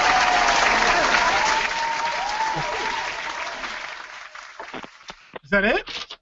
Look He's at got all that. 6. He's got all 6. Complete pie. There you go. So you'll get to pick a fabulous prize from Theme Park Connection. You can either have a Haunted Mansion #1 variant comic from Disney Parks or a random prize from Theme Park Connection, our wonderful sponsors. Check them out online at themeparkconnection.com. All right, I need all 4 contestants to hold online for me. I'm going to get on there and get your info so Theme Park Connection can send out your prizes. I want to give people some answers while you're doing that. Sure. Yeah, and I want to thank everybody for playing tonight Yeah, as well. absolutely. So Nick's going to do that. I want to just, for those of you who are wondering at home, Oh, by the way, just so I can get mine over the way, Tarzan Rocks. And one of the other ones was Pizza Fari, and one of the other ones was the Gem and Jungle Parade. Gem and Jungle Parade. Yeah. Some of the other animals we had, the clues were no longer in the park, used to be on Kilimanjaro safaris, nicknamed Tommies. Let's see if anyone in the chat knows the answer to that one. I also have, there were two other ones that weren't very fun. I'm not going to bother with those. I don't know if there's any ones we didn't answer. Another question would have been, what was the original name for Disney's Animal Kingdom? It was going to be Disney's Wild Animal Kingdom. And what was the second show presented at Theater in the Wild? Tarzan Rocks was the second show. The signature drink in Africa, Jungle Juice. Jungle Juice. We also had a dessert named after a striped animal. That's the Zebra Dome. And then one question we didn't get to was heartburn-inducing circular dish, which would have been pizza from Pizza Farm, of course. And there were more quotes, but I think we'll probably save those, hopefully, for another time. So anyway, that is that. Nick, do you want to throw out the commercial? I know you're on the phone. I'll just keep talking then in the meantime. So we do still have a big announcement up. I see we have actually grown in listenership. So welcome to WDW News Tonight. If you missed some of the show, it will be available tomorrow. You can either watch us on YouTube. It's available on our YouTube channel, WDW News Today. And if not, you can also download the audio version if you want to just listen to the show. It is available in an audio download as well. Search for WDW News Tonight on iTunes. So show available in those formats as well. Live every Wednesday, 9 to 11 p.m. Eastern Time right here on listen.wdwnt.com. We've got the live video stream. And as well, we're on AM 1520 WBZW right here in Orlando, our wonderful radio station home, which kind of legitimizes this otherwise ridiculous program. So, Jason, you out there somewhere? Because I'm going to need you in a couple minutes to talk about our big announcement. I'm here. Can you hear me? I'm here. Can you hear me? Rolling again with a half hour left. Yeah, we're going overtime tonight. But I want to make this big announcement, get the ball rolling on this exciting new venture for WDWNT. Jason, you there now? Yes, I'm here. Can you hear me? Have you mic'd or not? I don't know. I don't know why you can't hear me. I'm here. I can't hear Jason. Nick's got the audio messed up again.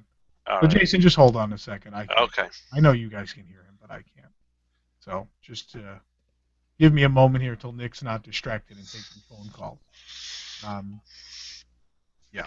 So still coming up on the show tonight, we still have in-depth discussion. We're going to talk about Animal Kingdom for a little while. We're going to talk about the Awaken summer announcements with our illustrious panel as well.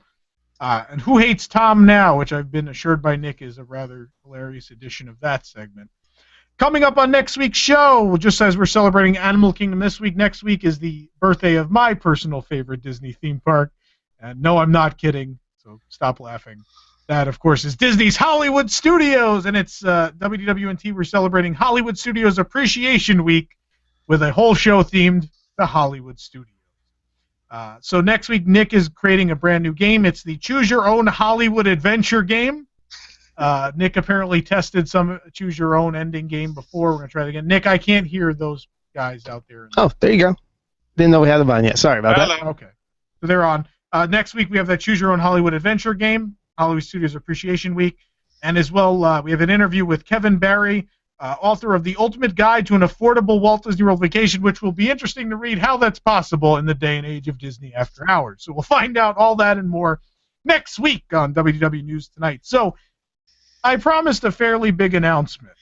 This is something cool we're doing.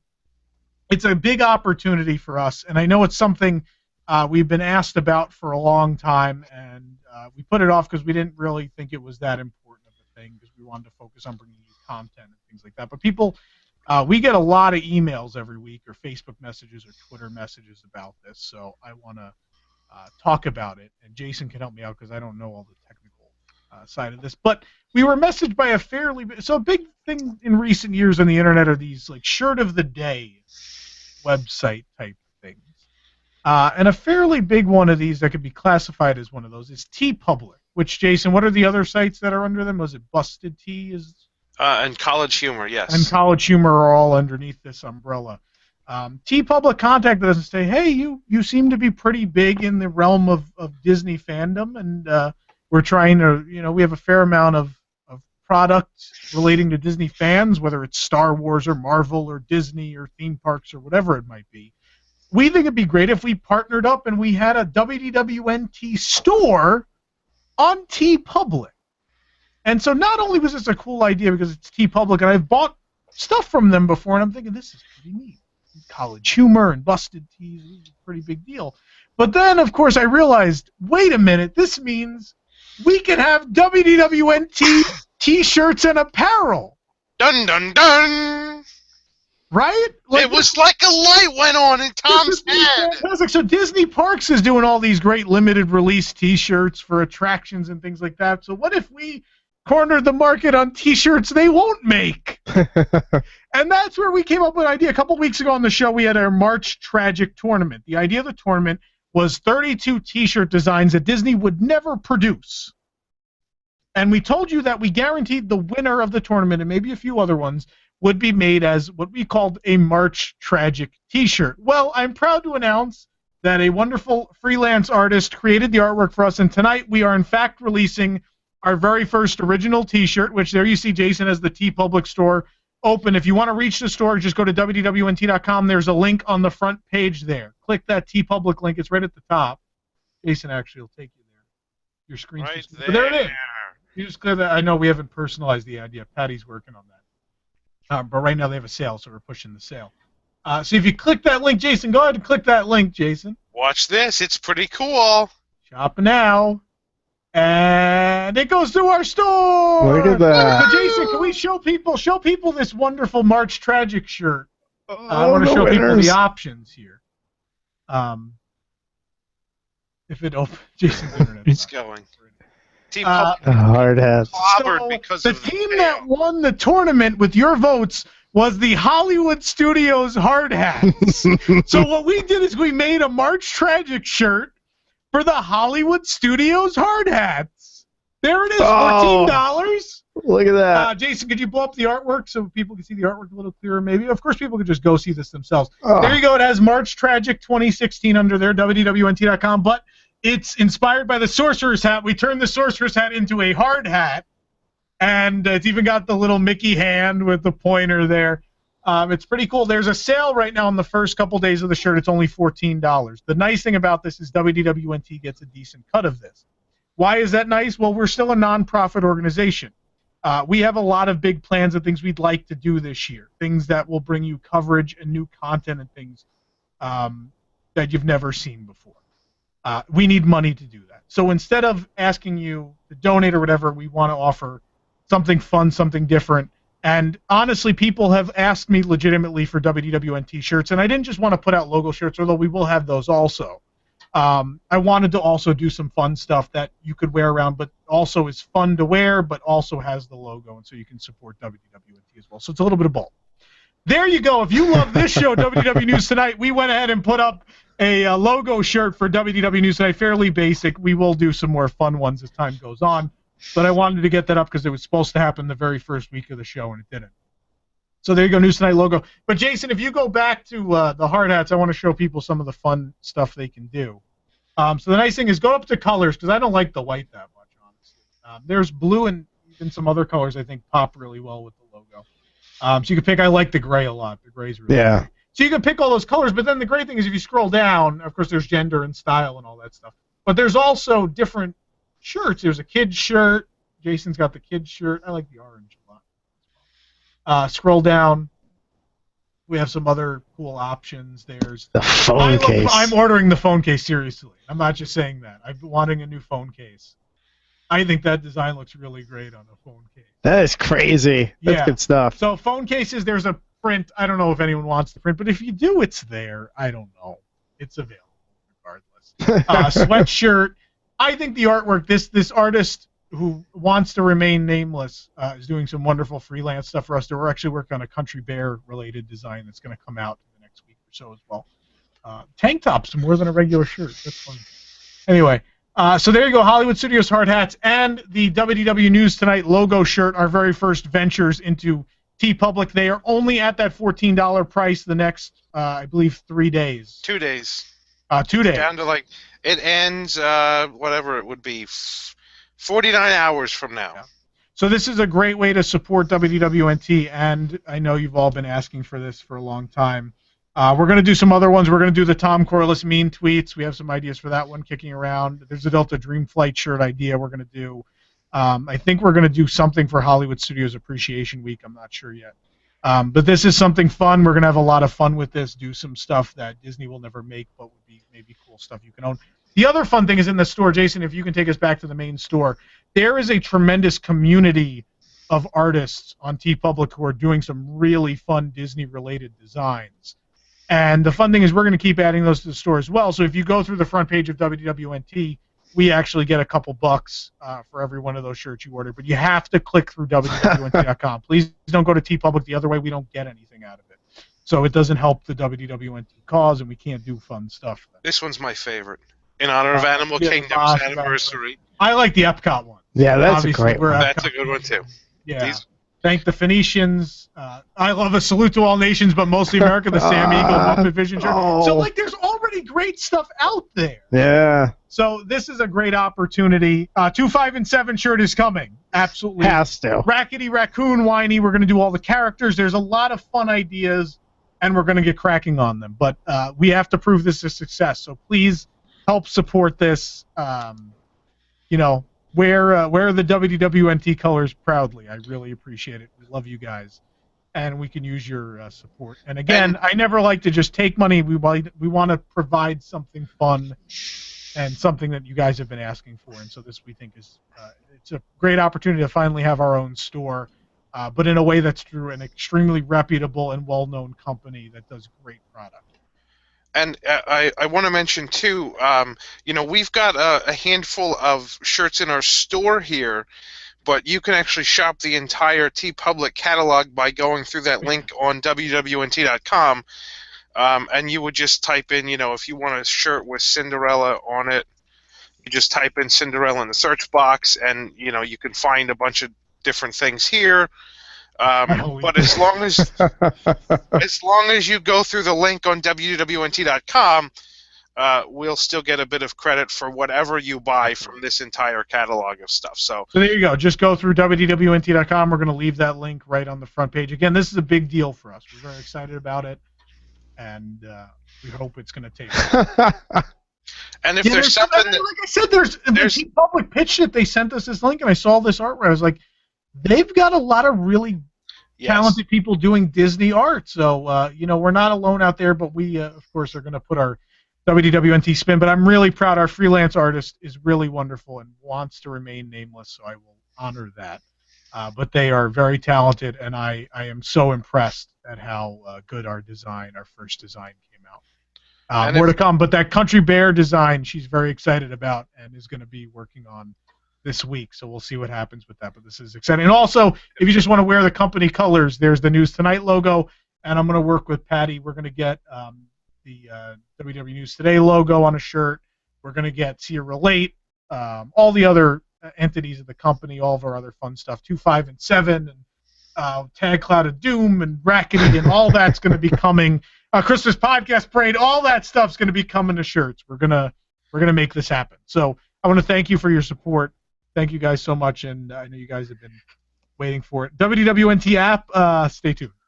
Someone asked in the chat about it. There are exciting things happening at WDWNT, and again, we need some revenue pouring in to make the fun stuff happen, so that's why we're sort of trying to get into these other things.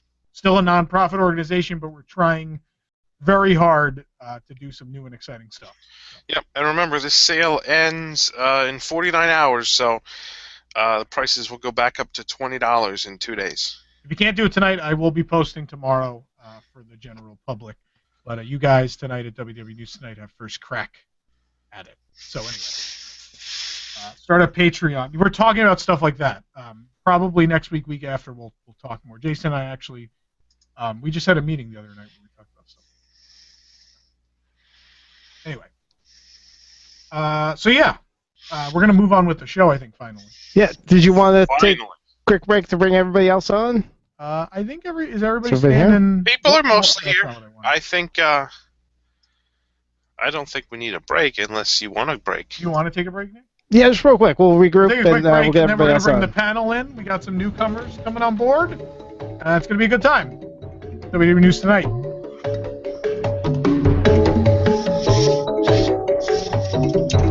Hi, Jim. Something wrong with your garage door opener?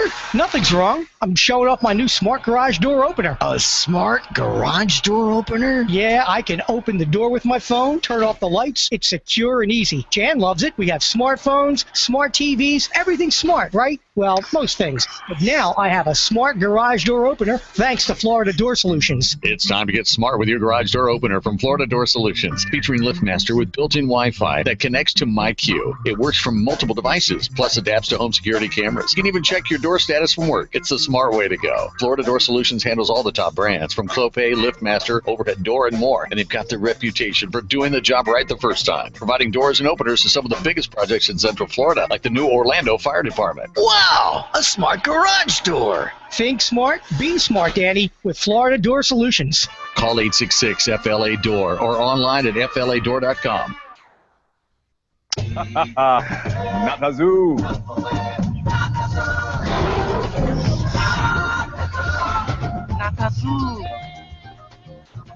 All right, we're back on WDW News Tonight. Not the zoo. Not the zoo. Not the zoo. Oh, I got to put on my hat. There you go for Animal Kingdom discussion. Woohoo! Many things, but there's one thing it's not. I look like such an idiot. All right, so we'll talk about Animal Kingdom a little bit. We'll do a little bit of Who Hates Tom Now, and then we'll wrap up the live radio portion of the show, and then we'll do a little bit of an after show probably. Yeah, we're running over time tonight. For the online audience at listen.wdwnt.com. So, Tom, why don't you go ahead and introduce the panelists who we got on to discuss some Animal Kingdom with us? Well, Nick, joining me on Safari tonight, Ashley Jasmer. Oh, we can't hear her now. Hello. Well, we can't hear you. Hopefully that'll get fixed. Eric Lancy. Hi, everybody. You may need to unmute. I don't know. Oh, there's Eric. We can hear him. Oh, no, Eric's got it. I was talking about Ashley. Zach Hoover's in here somewhere. Hey, gang. How's it going? Hey. Back for the first time in a long time. Is Anthony Aculo there somewhere? Hello. Is a squirrel at a computer? He looks like a squirrel. Yes, I am a squirrel at a computer. Oh, okay. Oh, that's Anyway. unfortunate. It's good to have you back, sir. Long time no see. Thank you. You're talented. Jason Diffendahl with us as well. Hey, howdy, hey. Yeah, Ashley, you're definitely muted, by the way. I can see the little mute. But anyway. Jason, maybe help her out. There. She keeps mute. There we go. Oh, no. No, we're like having a mute fight. Probably the keyboard stroke, maybe. Don't want to be muted. No, can we hear it now? Hi, Ashley. No, we still can't hear you. You might have muted somewhere else on your system. I don't know. All right. We'll figure it anyway, out. where would you like to start? I'd like to start at Animal Kingdom, because that's what we're talking about today. We didn't read our ad. We got to plug them.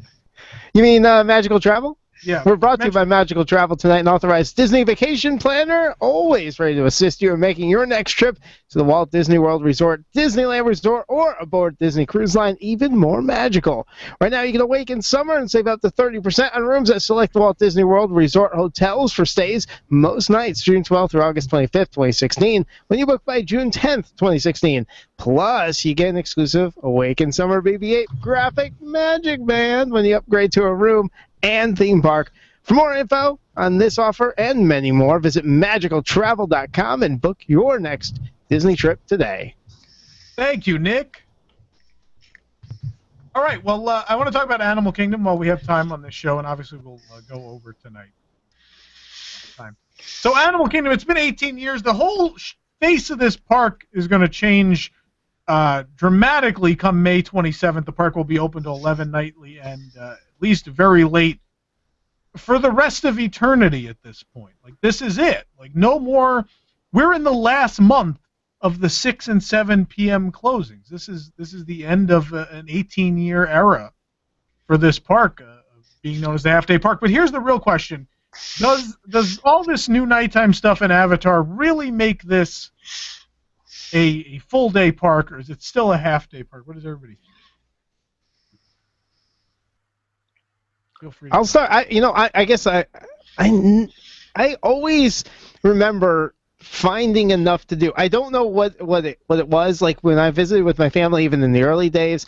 I don't remember ever being necessarily a half-day park. I remember going from open to close, and I don't know if that was just as a being like, I don't know, excited about a new park and wanting to stay there all day and exploring the animals and then walking around and do. I mean, we just probably go on rides a couple times each, I guess. So that would do it. And all the shows. I don't know. I always, throughout the years, even in recent years, I've always found enough to do. Well, not in the past year, but always found enough to do to make it what I would consider a full day experience. Like, it's not like I did Animal Kingdom and then needed to go do another park. I never felt that way about this park. And I don't know if that's just the way that me and my family and my friends went about the park. You know what I mean? And just never felt that way. I think half-day park is kind of a misnomer because there's certainly enough stuff to do where you can show up in the morning, do a bunch of rides, do the shows if you want to meander to see the tigers and the gorillas. I mean, it's a great meandering park if you like meandering. Yeah. And I think the problem was when you got to that, like, it was not that you couldn't stay and have dinner. And that's going to be the big difference, is now you can stay and have dinner and see a show, and so you're not going to plan to leave at 2 so you can get over to Epcot or wherever your dinner reservation is going to be. That's going to be the big difference, is you can stay for dinner, have a couple of drinks, watch the lights on the river, and that's going to be the what makes it a full-day park. Should the lights function? And I think to Zach's point, the reason it was considered a half-day park was because the park closed before the sunset. It is now being legitimized as a full-day park simply because you can spend your full day, no matter whether it's the morning, the afternoon, or the evening. There have always been enough attractions to complete that sweet spot of 10 to 12 attractions in a day. I think that sometimes we look at it as people who go fairly often or as annual pass holders, in that, hey, we're going and we've hit sort of the big things that we want to for today, let's go somewhere else, and not necessarily the typical guest that goes to Walt Disney World once every 3 to 5 years, where they're going to spend an entire day now. I think now what happens is that guest doesn't feel as though they're cheated because they're being asked to leave so early. Now they're able to stay the entire day and until it's time for them to go back to their resort, on or off property resort, and go to sleep for the night.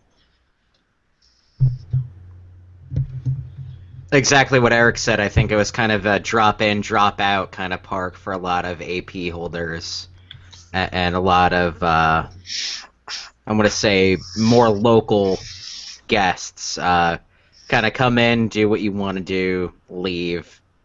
I think the new dining options, and it actually, as both Eric and Zachary said, being open past sunset will do a whole heck of a lot for the park.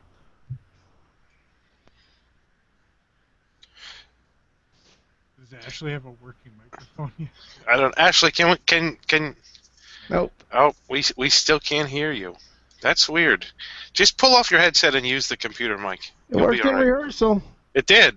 I'll go ahead and say, people said Hollywood Studios was a half-day park when it first opened too. But if you did the whole yeah, it wasn't. Now it is. But if you did the whole animation tour and stuff and took up a couple hours of strolling around, I mean, it's the same kind of thing, where there are enough attractions, even now before the new things open. There are enough attractions to spend a whole day there. The question is, do you want to spend 2 hours walking the Maharaja Jungle Trek, or do you want to just skip it because you don't think because it's not a ride?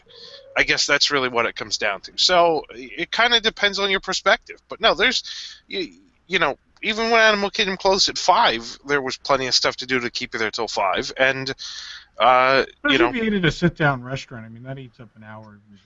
Yeah, absolutely. Absolutely. It was just that after you ate at the sit-down restaurant at 5 o'clock for dinner, there wasn't anything else to do. But now there is. So, all right, Ashley, let's see if we can hear you now. Oh, we still can't hear you. That's great. Oh, my. Oh, I'm sorry. That's the fun of live. It She's is. so fresh she has the headset off. Just take it off. Throw it. We'll figure it out. All right. So yeah, I don't know. I used to leave after parade. That was always my thing. We'd eat lunch and then we go see Jam and Jungle. Was it a full day? I don't know if I agree it's a full day. Even if you did everything, I don't know necessarily. Even if you did all the shows and everything, but you could get till 5 o'clock. I think if you really tried. But now with the extra nighttime stuff, at least even if you get till 5, if you come back out, there's stuff to do. And honestly, the experience of doing Everest at night alone is worth trip over Everest at night. And I've never done Kali or, not that I like Primeval World, but it's still a different experience to do stuff at night, so I will. River Rapids at night is amazing. Kali? Yeah. Yeah. I got to do that, I guess, it was probably after the Everest Challenge, I think, when they had the park open. That's probably when I was there, because I know I did it a few times. It was incredible. It's a really, really cool experience at night. Yeah, so I mean, you can make it a full day, and I think especially now, again, I'm a big fan of doing attractions twice in one day, especially when those attractions are dinosaurs. So, yeah. Ashley, fix her head. I think so. Oh, we yeah. Yay! So I got so distracted by trying to make it work. I totally lost track of what we were even talking about. Animal Kingdom was a full day. You spend a full day at Animal Kingdom, typically?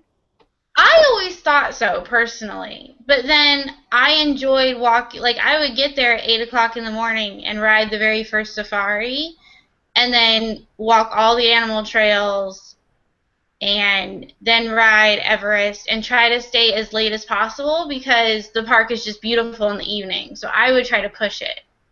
But I can see how the average Disney guest, like y'all said, wouldn't necessarily see the value in staying all day and walking and seeing all the animals. So I kind of see both sides of the argument. Yeah. And you know what? I think what's going to happen now is that people who still don't want to spend the time to walk the animal trails or go to, Rafiki's Planet Watch or something like that, now they can go to the Magic Kingdom in the morning and, ride some rides there and then head over to Animal Kingdom after lunch and stay through the night. Yeah, and they can see Jason's head projected on the Tree of Life. That's right. Look at the new Tree of Life lighting scheme. That's going to be the show. Jason's face on the Tree of Life. This is the temporary show until Rivers of Light debuts. Or, if they get there in the morning and realize they still have all day, they might get drawn into those animal things because they have time to kill before a Rivers of Light Fast Pass or a later dinner reservation. And they have time to do Wilderness Explorers now, which is a fairly long experience if you want to complete the whole book. So, but anyway, I want to pause this conversation for a moment, guys. Stick around. When we come back after 11, we're going to talk more about Animal Kingdom. But Nick, I know we have some stuff we have to get to. Oh, we certainly do, Tom. It's time to find out who hates Tom now. All right. This is an exciting segment. We haven't actually done it in a couple of weeks, have we? You've been too busy to do it. All right. Here we go. We got some Rivers of Light stories and stuff like that. People getting on you for this. Tony writes in, kind of sad that you're reporting rumors on nothing of fact. Yeah, nothing factual there. Fact is, Rivers of Light will not be in the press release because of the delay. They're not going to promote something until they're ready to open it.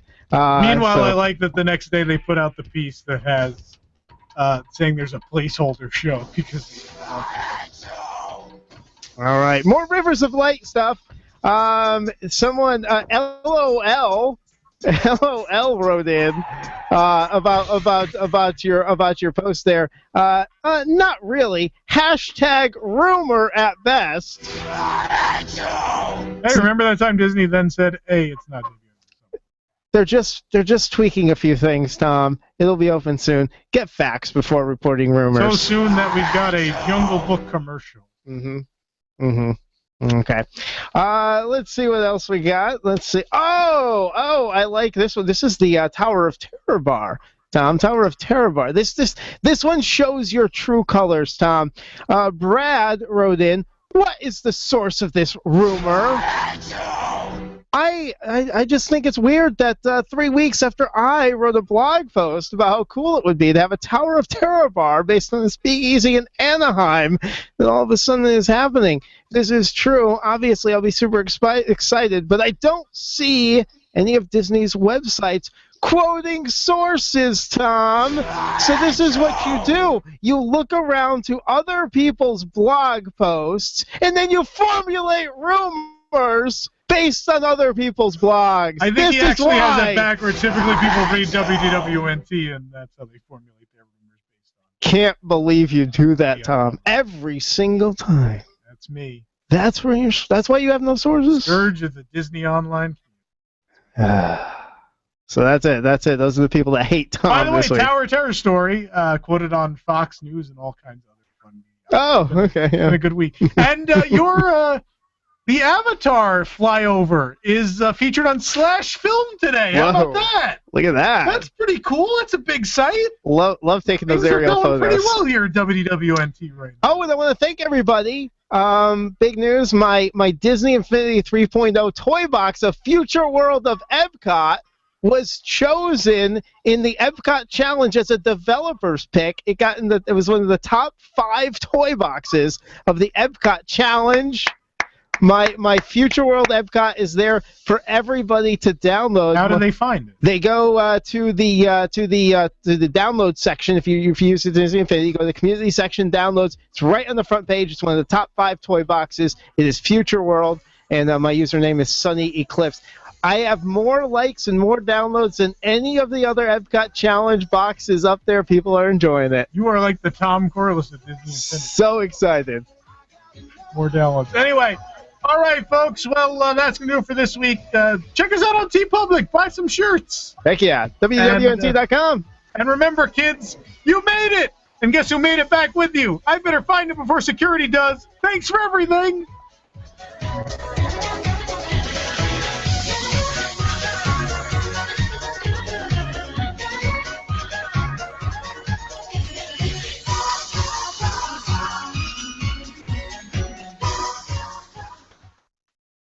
Celebrating 50 years as Apopka's hometown station. 1520 WBZW. Apopka, Orlando. Community events, financial news, weather, traffic, and more. A service of Salem Media Group. News this hour from townhall.com. I'm Patrick Foss. Coming off a lopsided win in the New York presidential primary, Donald Trump supporters chanted, "Build that wall" at a campaign rally in Berlin, Maryland, Wednesday.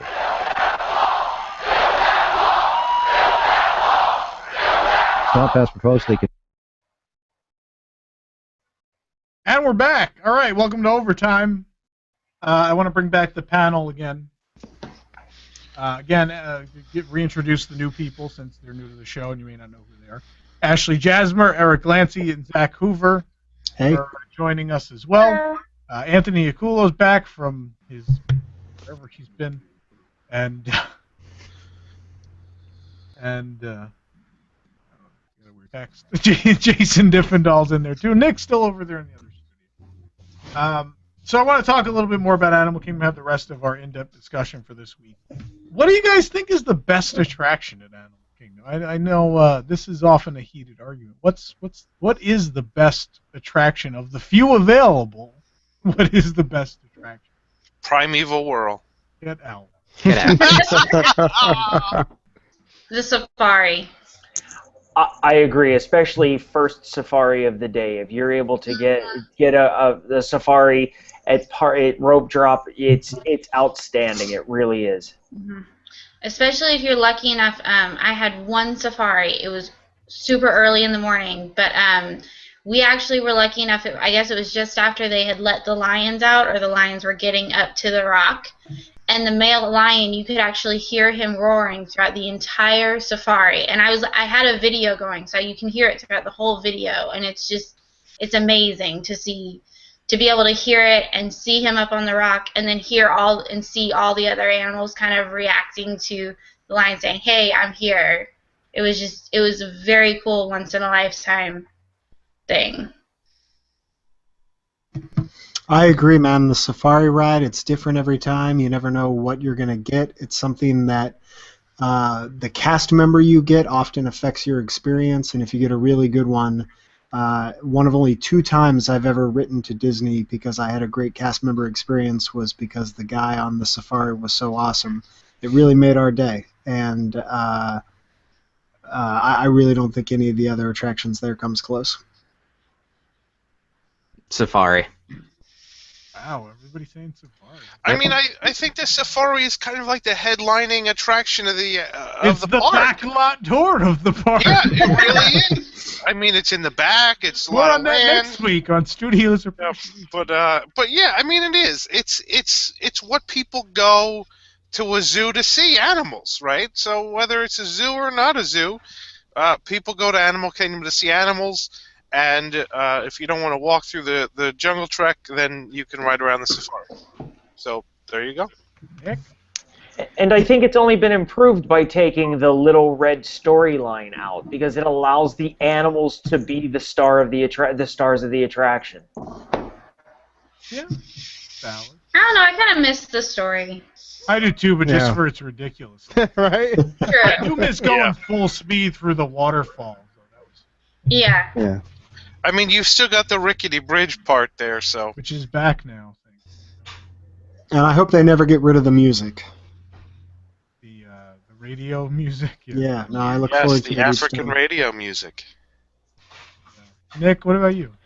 You know, I honestly, for a number of reasons, think it's Everest. Oh. Yeah. For whatever jokes you want to make about the Yeti, I still think the bird. Bird, everything else. I love the bird. I like it because it actually is one of those attractions that really transports me into a different place. It really does, and Because the safari doesn't, right?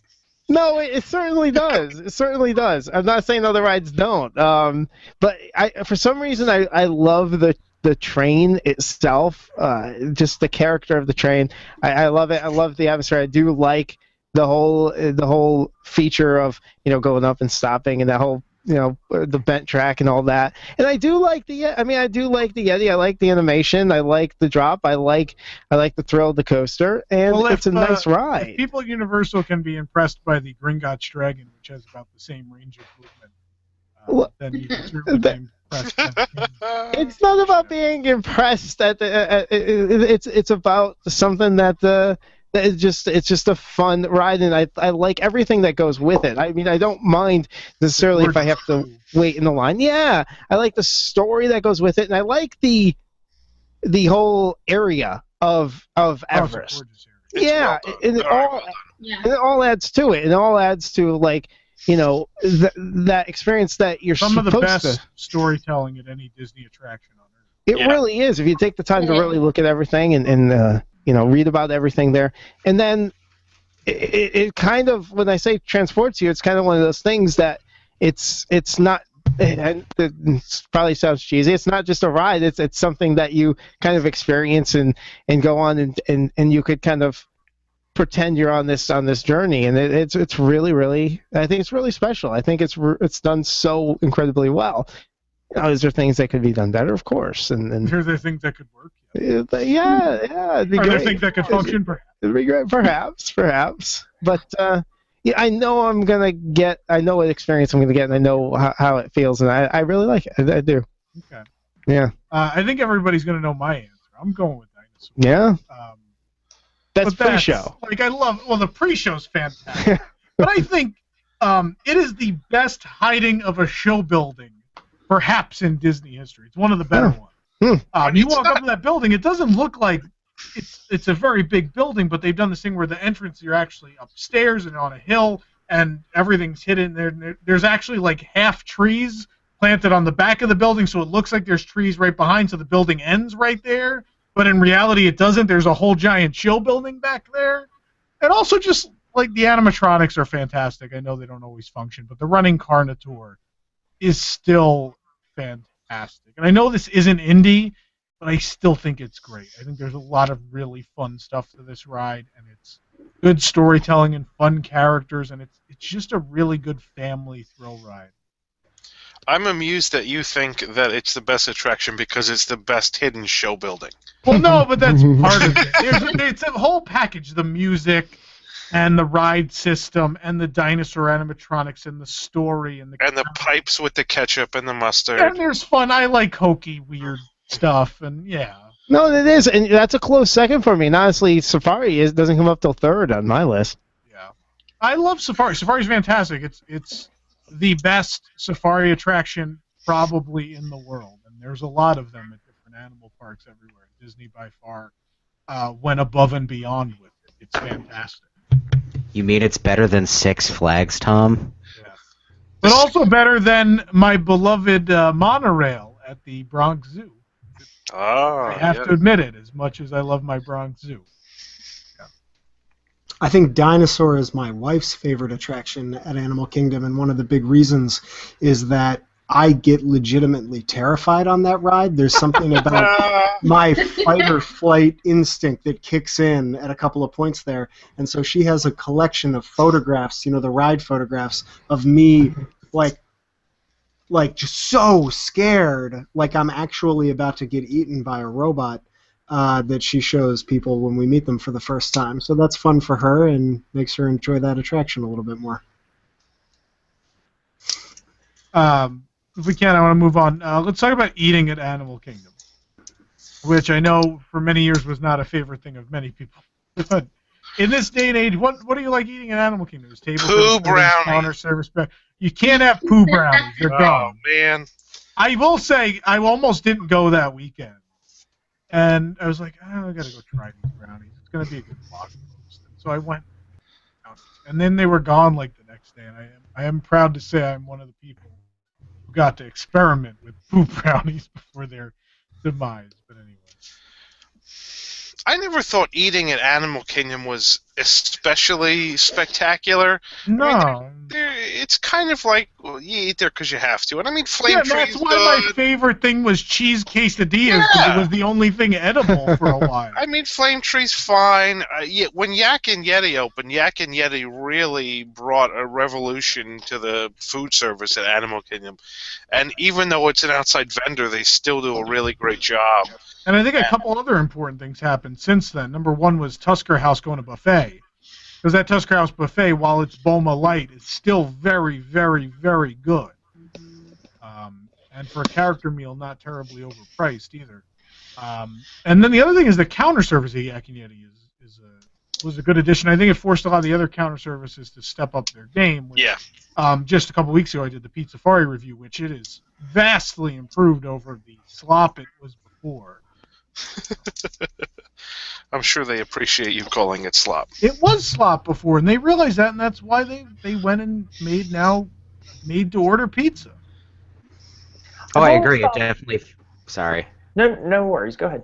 It definitely forced a lot of the counter services to step up their game. I gotta say, if we're talking table service, definitely Yak and Yeti, but I really lost my love for Flame Tree a couple years ago, and it was actually taken over by the frickin' boneless wing cart.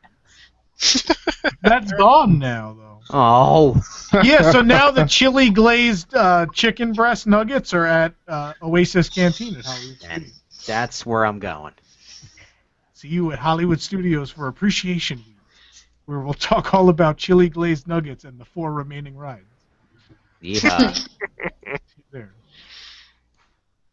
My Tusker House secret is to book a breakfast late in the morning, so when you get your first helpings, it's breakfast, but then by the time you go back for seconds, they've changed it around to the lunch menu. Yep. Awesome. Slide dog you. And you can have curry chicken waffles. I do that all the time at pretty much any restaurant, any theme park restaurant that does that. Yeah, I've done it at Crystal Palace. And And, in Crystal Palace now you go right from breakfast to dinner because lunch doesn't exist. well, it used to. Yeah, no, it does. Well, instead of lunch, dinner starts at whatever 11:30 or whatever. So You can have your egg soup for lunch then. I like my eggs like I like my milk, liquefied.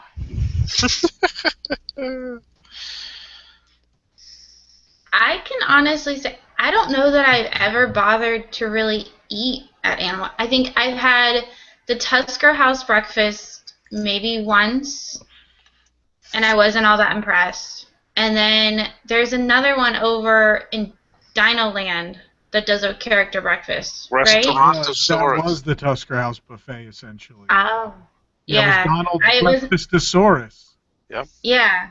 I did that back in like '06, and I wasn't impressed with either of them. So now, when I go to Animal Kingdom, I just subsist on the jalapeno cheese pretzels because I love those. So I'll just have one of those for breakfast and another one at lunch, and then it's closed by dinner. So then I go have dinner at the resort. Yeah, I always avoided food at Animal Kingdom as well. It's like even if I was hungry, I left one somewhere else. But until Harambe Market opened up, now in place, I love Harambe Market. There's multiple things there that I like. Get some drinks, get some food. Love it. Get some Sparberry. Okay. Sparberry's good, It's man. okay. What do you know? I don't know if it was Anthony that said it, but I agree. Whoever said that, at one point I thought that Flame Tree was a really strong counter service choice, and Yeah, then that a was few years ago it really it went down, and it dropped off a cliff. I mean, it was really. I mean, it was great for a long time, and then it was terrible. And I don't know that I've been there in probably the last 18 months simply because, well, it went through like a year and a half refurbishment. So, I mean, that was, a good enough reason not to go. But even before that, it had gone downhill, and that was one of a favorite of mine. And Tusker House, I think Tom said, is Boma Light, which is really good. But if you're going to be that close to the Animal Kingdom Lodge, you might as well just go to Boma because that's a really good table service option, and if you're that close and you have transportation available, you might as well just go to the lodge and have Boma. Unless you're trying to eat lunch. And have Boma, you should just go to Jico because it's the greatest. That's true. But that's only dinner. Boma's great too. But you got to get yourself some wild boar, man. With that. So anyway. Dirk's in the chat and brought up the chicken and waffles at Dino Bites, which I know Nick wanted to. So good. So it's what, buffalo chicken waffle sandwich? Yes, and it is out of this world. Actually, that pulled pork and grits that they now have at the little kiosk on Discovery Island is real good too. Really? It's really Okay. great. I gotta try Really, that. really good. I'm gonna go get it. Two more things I want to talk about. What is the most exciting thing on the way? We have Avatar. We have Rivers of Light, maybe. We've got all this new nighttime stuff opening next month. What is the most exciting thing about all this new stuff? I've got to go with Rivers of Light. I mean, I'm a sucker for nighttime entertainment, so whether, it's going to be good, it's going to be good. I don't know how good it's going to be. I'm not expecting it to be like Paint the Night good, but I'm still going to like But it. what is? I mean, come on. Yeah, you're right. You're right. There's not much, but I mean, I'm expecting it to be good, and it'll at least be something new, and that'll be pretty exciting too. So that's definitely what I'm looking forward to. My answer is a little more broad. I'm just excited that we're going to have extended hours. So just to be able to go through the park. We talked about this on the podcast a few weeks ago. When you were able to enjoy extra magic hours at night, the park has while all parks do, that park especially has a totally different feel the nighttime, and I absolutely love it. And I'm really excited that we're going to have the chance to do that again. I gotta agree with Eric and Jason. Those were my two answers: Rivers of Light, and then just the park being open at night, because it is absolutely beautiful. If you get to see it at night, just the way it's lit, and it feels there. You know, it could still be full and be extra magic hours, but there's something about being there at night. You still kind of feel like you're the only person in the park. Just the way that it's lit and the effect that it has. You feel like you have the park completely to yourself, and it's just amazing. See, I am not going to agree with everybody on this, and this is the one thing Scott and I definitely disagree on big time. I am actually very, very interested in seeing what Avatar has to offer. I've never seen the movie. I have no interest in ever seeing the movie. But to finally get a little sliver or a little taste of what we would have had we had Beastly Kingdom, just a world of fantasy within Animal Kingdom, I am very interested to see that, especially after I know he was making fun of it on Twitter, but just seeing that eye and that face in the Avatar preview video was insanely impressive for an animatronic. I know we haven't posted it yet. I hope we will soon. But yeah, they previewed just half of a face of an animatronic, and it is unbelievable. It is ages ahead of the most advanced figure I've seen, which is. It looked like CG. It did look like CG, but it's an animatronic. I have seen Avatar. It is a bad movie. I don't like it.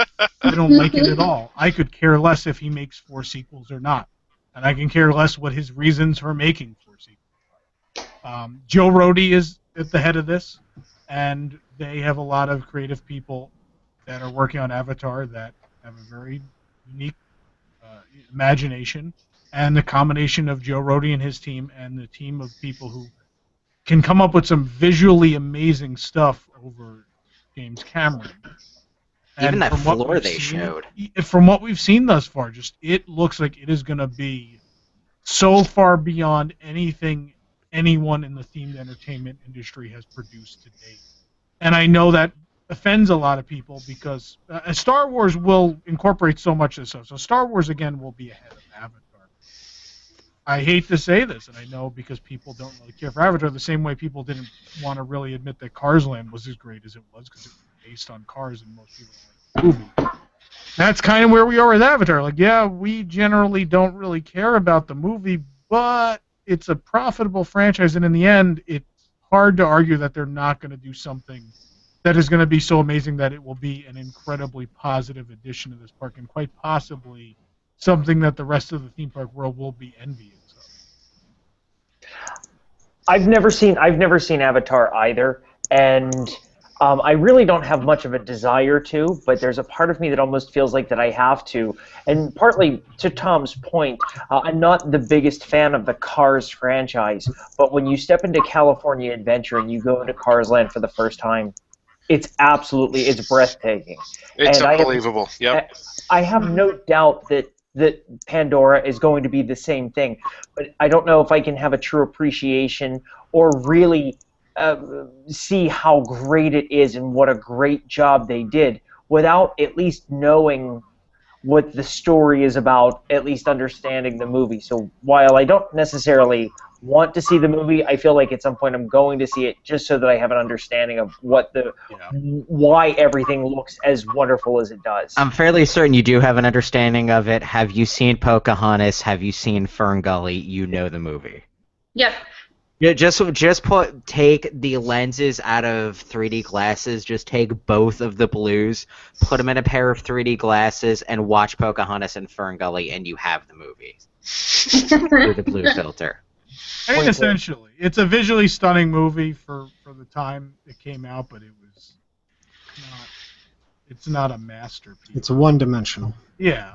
Yeah. But again, in a theme park setting, what you go for is visuals and sensory overload, and that's, like Pirates of the Caribbean doesn't have a great story, but it puts you in a world to such a degree of realism that your belief is suspended, and you really think you're there in the Caribbean with pirates, and that's all they kept saying in the media thing today for Avatar is it's real. They're going to really put you there, and that's how you succeed in theme park. You theme the environment to a degree where people do not believe they're in a theme park. Even just seeing the plants that they're making and creating for the land was unreal. It's never been done before to that level. It's Harry Potter brought it to this level of it's a real town, and there's all these establishments of food and beverage and merchandise and all the things, and I think Cars took it a little further and made a really big environment with a whole backdrop that's a mountain, and this is a whole thing where it's just taking all of that and going even further, where it's an entire living environment of trees and the ground around you and characters, and just every piece of the land is this living thing straight out. So, yeah, I know no one wants to like it, but I think we're going to have to get on this hype train at some point. I think after that description, my answer to the original question is going to be a little bit lame and seem like small ball, but I'm really excited to do Kilimanjaro safaris at night, especially after hearing about the sort of perpetual twilight technology that they're using. My curiosity may be satisfied after going on it one time, and if that's the case, I'll go to Rivers of Light because I'm a huge fan of what the heck is the nighttime show at California Adventure. World of Color? Somebody help me. Yeah, World of Color. Fell in love with that the first time I saw it, and it seems like a lot of that technology is being brought to Animal Kingdom. Yeah. Mm. Nick, what are you excited about? Definitely Pandora. I mean, I've never seen the movie either, but I've rarely been so excited for an addition to a theme park. I showed you the eyeball earlier. Well, I mean, it was, yeah, but it wasn't even that. I mean, it was a long time ago when they started talking about the technology that they were using for this, and the fact that they were taking so long. I feel like they were creating technology, like you keep saying, that we've never seen before. I think this will take theme parks to a whole new level. And you're right. Everything about theme parks right now is less about taking you to attraction. It's all about putting you in these worlds and seeing how far we could put you in these worlds. And we have all these environments that Disney and other theme parks are building, and this will be something you don't even have to see. That's the thing with this. Like I probably will see the movie before Pandora opens, but I feel like I don't need to. I feel like I could enjoy this as not a fan of the movie, but as just a fan of fantasy and a fan of a land that's going to take me into a fantasy realm that I could explore, and I could discover things, and I could go on what I think are going to be some really, really amazing attractions. So I'm just going to enjoy it for that, even though I have no interest in seeing the film. I would almost argue that you would be better off waiting until after it opens and you've seen it seen the park for the first time, and then watch the movie. It's probably true. You won't be tainted by the bad movie. Yeah, You'll be able to appreciate how awesome, because they are going to do a good job. It's going to be wonderful and beautiful and everything that they've promised. But like y'all said, we're all going to go in and be tainted by that terrible movie. But Nick is fortunate enough, you've never seen the movie, so you can go and appreciate it. I forget who it was, but there's someone I took to Cars Land who had not seen Cars, and they loved Cars Land, and then they went and watched the movie, and they really enjoyed the movie because they're like, oh, that's the thing from Cars Land. Right, you know what? And not that Cars is a terrible movie, because it's not, and you're all psychotic. Right. Because it's wonderful. The second one, no, but the first one, yes.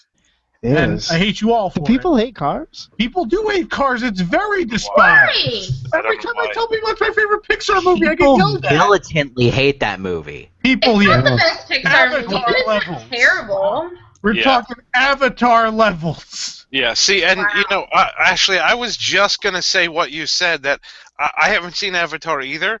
I own it. I bought it because I figure I'm probably going to have to watch it. But yeah, my plan is to take the movie with me to Disney World and then go to see Pandora. And then, later that week, I'll watch the movie and might explain some of the random things that I see in It'll help you Pandora. fall asleep when you get back to your hotel. That's right. It'll put me to sleep. I'll be able to sleep well. I'll probably have bad dreams or something. But no, I mean, yeah, I think I am going to see the park before I see the movie, just to get that perspective. Because after you see the movie, then you're not going to look at the park the same again. Yeah, and then after you go to the park, experience it in the way that you want and explore it the way that you want, then you go see the movie, then you can go back and kind of re-explore it in a different way. Yep. Which is why I'm going to bring the movie with me so that I can go back after I watch the movie and then figure out whether, they did anything tied in that made it better or made it worse or whatnot. Yeah. Now, in that vein, do you think a kid can go to Star Wars Land not having seen the films and still thoroughly enjoy it? I don't think a kid can live in this world without having seen Star Wars. Yeah. No. In this day and age, you can't function socially if you haven't seen Star Wars. Although I will say that, I mean, I've taken my kids on Star Tours for a couple of years before they were old enough to see Star Wars, and they still enjoyed it. I mean, I rode Star Tours first. That's what made me want to see Star Wars. They loved the ride. They loved the big AT-AT out front. They loved the speeder bike that you could pose with. So yeah, it's that sort of immersive environment that you can't help but like, whether you like the movie or not, or whether you've seen the movie or not. So that's exactly what Tom said. We're going to have to like Pandora because it's so good, and whether we like the movie or not, we're going to have to do it. And I do know there's definitely a contingent of Avatar fans, fanatics. Oh, they exist. Yeah, I mean the movie made money. Well, I mean, I'm saying that are excited about this to plan a trip to Walt Disney World just to go to Pandora. It's going to be a great draw. Absolutely. I don't know if it's Harry Potter Here's the problem. We live in this bubble of Disney fandom, and Disney fans have a very high standard when it comes to film. And Avatar's nowhere near meeting that standard. We are used to a company that, except for a couple-year period, generally makes very good movies, and of a high artistic quality in a lot of cases. Avatar lives in this realm of Hunger Games and I don't even know what the other, Twilight, and these other things that were very popular with most people, but within Disney fandom, people generally don't care for, because again, there's a higher expectation of quality. Which Harry Potter, I as much as I don't like it, the book series is obviously very much beloved, and there's plenty of crossover there. And I think that's why there's a more crossover with our theme park community and people like Harry Potter and Star Wars and Disney, but not so much Avatar or Twilight or Hunger Games. So yeah, I mean I think that's pretty much it. At least in my say. But one more thing before we get out of here, I want to have one more thing I want to put up. I put a fun question in here. Favorite Animal Kingdom memories? Anyone have an anecdote or just something about Animal Kingdom in the last 18 years, a memory they enjoy or something about the park? I have a couple of stories. If not, share. Open the floor for... I'll go first, I guess. With me, it was being in Florida for the opening. I wasn't originally from Florida.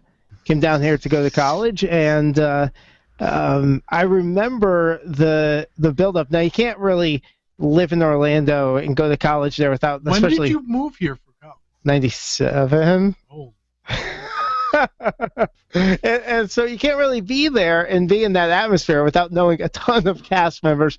So, I'd always gone to Disney pretty much yearly with my family. But once I moved down here, getting to know cast members, I went a little bit more frequently. And then you get to you're immersed in the experience of a new theme park opening up, and you're right there. I mean, it's right down the street from you. You're seeing all the commercials. You're seeing all the news coverage. And we got spoiled in the earlier years of many of our lives where, I was alive for 2 park openings here, but it doesn't necessarily seem like we're going to see another one anytime soon, maybe. It's very different. I mean, I remember, the anticipation of MGM Studios opening up. I remember, seeing the construction, getting ready for that. Next time I come, it's going to be open. But it's a different feel when you're living there, and day in and day out, you're seeing all this all this coverage, all this local coverage. It was a big deal, and the whole not to zoo thing, and I mean, it was burned into your head, and so I don't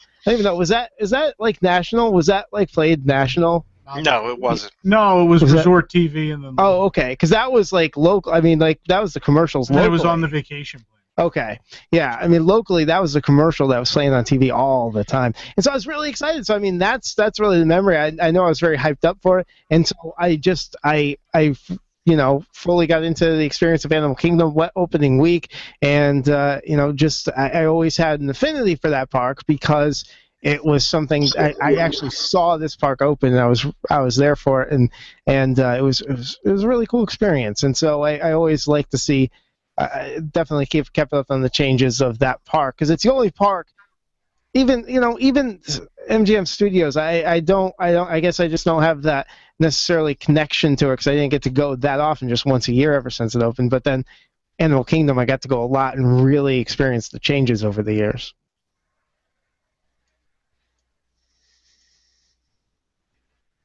Anybody else? It's not really a singular memory as much as it's a tradition. I'm a huge animal nerd and a bit of an environmentalist, and I get empathy overload when I go to Festival of the Lion King. I don't know why. I get very emotional at the end, and then I have to go drown that in booze at Dawa Bar immediately afterwards. So that's something I look forward to. The show is phenomenal. It's hard not to get caught up in the music and dance and just. Especially in the new theater where it's kind of very all around you. Yeah. Mine would have to probably be the safari story I told earlier about the lion, and then the very first time we went to Disney World in 2006 with my whole family. It was our last night of the trip, and my little sister had gotten very into pin trading, and on our trip, and so she ran up to the cast member. It was during extra magic hour, so it was like 8 o'clock at night. It was actually dark in the park, and it was like this cast member just kind of appeared, and she runs up to him. Can I see your pins? And he goes, and he had a whole like one of those little pouches that they wear on the side, full of pins, and he just gave them to her. I come to realize now he was probably a college program that was going home the next morning, so he didn't care. So he just tossed them all to her and said, "Here you go." But she got like 20 pins, and it made her trip. And it was just so cool, and she was so happy, and she talked about it for like the next 3 days. And it was a very magical moment for the family that she was that happy. Because it had a bunch of princesses on it, and at first she was just going to pick one, and then he was like, "You know what, here, you can have them all." I think that's what happened with Rivers of Light. They were going to debut, and some kid just came up, and they were like, "Take the float, just take it, we'll figure it out." One of my favorite memories of the Animal Kingdom was the first time that we ever got to see Divine. My son was, I think, maybe 5, and he was wearing a hat, one of the bucket hats, fishing hats, similar to what Tom's wearing, but it was the Disney hat, where the letters on the hat spelling Disney were each a character, and we're standing there, and truly it looked like out of sort of the brush. We were on that path walking behind the Tree of Life between Asia and Africa, and all of a sudden the hat is lifting from the top of his head, and it was Divine. And I remember just sort of reading about her, hearing about Divine, about the character, and never seeing the character. And that became something sort of that my children would look for and search for every time we've gone to the Animal Kingdom since, is looking for Divine. And it's one of those things that it's not a great thrilling attraction, it's not this great meet and greet, but it's one of those special little touches that it's not just an amusement park, it's not just a zoo, it's something that makes Disney special. But that's always been sort of a favorite memory of mine. Is almost like it was almost like the mirror in the Haunted Mansion, where the hitchhiking ghosts are taking things from you, and that's what it looked like as Divine was taking my son's hat off of his head. It was the first time we ever got to meet her, and that's always been sort of a favorite memory. Tom, before you jump in with yours, I'm going to probably take one of them. Oh, I know which one you're going to take. I fully expected it. so go for it. And it's available on YouTube, so we can relive it at our leisure. This was in 2008, I want to say. That was right? my first WDW celebration. It was your first WDW Celebrations event, although I had known you for a little while before then. And it was you and Adam Roth and me and... No, John. John. Yeah, John was in there, too. There were 4 of us, yes. All riding Primeval Whirl. And I can't remember. Was that Adam's first ride on Primeval Whirl? My first ride on Primeval Whirl. Okay. Was Everyone your else first... had been on it before. Yeah. Yes, and knew what to expect, and you had no idea. I had put it. So there was a couple things at Animal Kingdom I had never done. We never did Festival because my parents thought it was just going to be Lion King on Broadway. So we stayed away from that for a while. Primeval Whirl I refused to because it just looked like garbage. Same thing with Triceratops Spin. And so this is my first trip without any family whatsoever, where I'd gone completely alone to Disney World. And so everyone's like, "Oh, you never done it. Today's the 10th anniversary. You gotta ride it." And so we rode it, and your reaction was probably one of my favorite moments in Animal Kingdom. That and the time it was later that night when we rode Dinosaurs, the last ride of the night, and we got stuck. And my favorite thing is Adam's mother calls him while we're on the ride. And at this point, it's about an hour after the park closed. So we got stuck. We got in line for the ride at probably like 7:55. So we didn't actually get on the ride until maybe 8:20, 8:30. And then we got stuck on it for a good 45 minutes. So this the first time we got stuck for like 5, and they were like, "Oh, you want to go again?" Because it got stuck. Right. We're like, "Yeah." They sent us again, and 2 minutes in, it just stops, and we're sitting there for a half hour. Yes. So Adam's mother calls because she's trying to like pick him up in the parking lot or something. Yeah, and so figure out where he is. So she asked him like, so. You know, when am I going to get you? And Jason just yells out, "Oh, tell her you'll see it in about 65 million years." And I was dying. That, and there was a whole argument if the car was actually moving forward or not. Yes. Which it wasn't. It was just the motion base. It was moving, but not forward. My Animal Kingdom memories are really odd.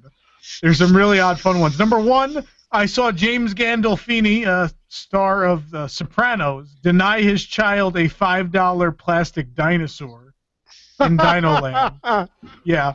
Number 2, El Duque of the New York Yankees, back when he was a Yankee, I saw him at Tarzan Rocks and yelled El Duque, and he turned around and waved to me. It was wonderful.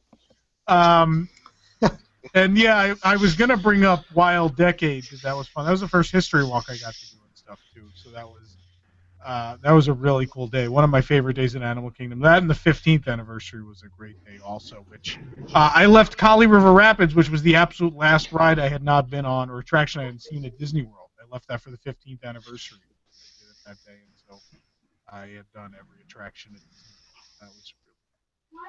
So, yeah, Animal Kingdom, not a park I liked initially. First time I went, I did not like it.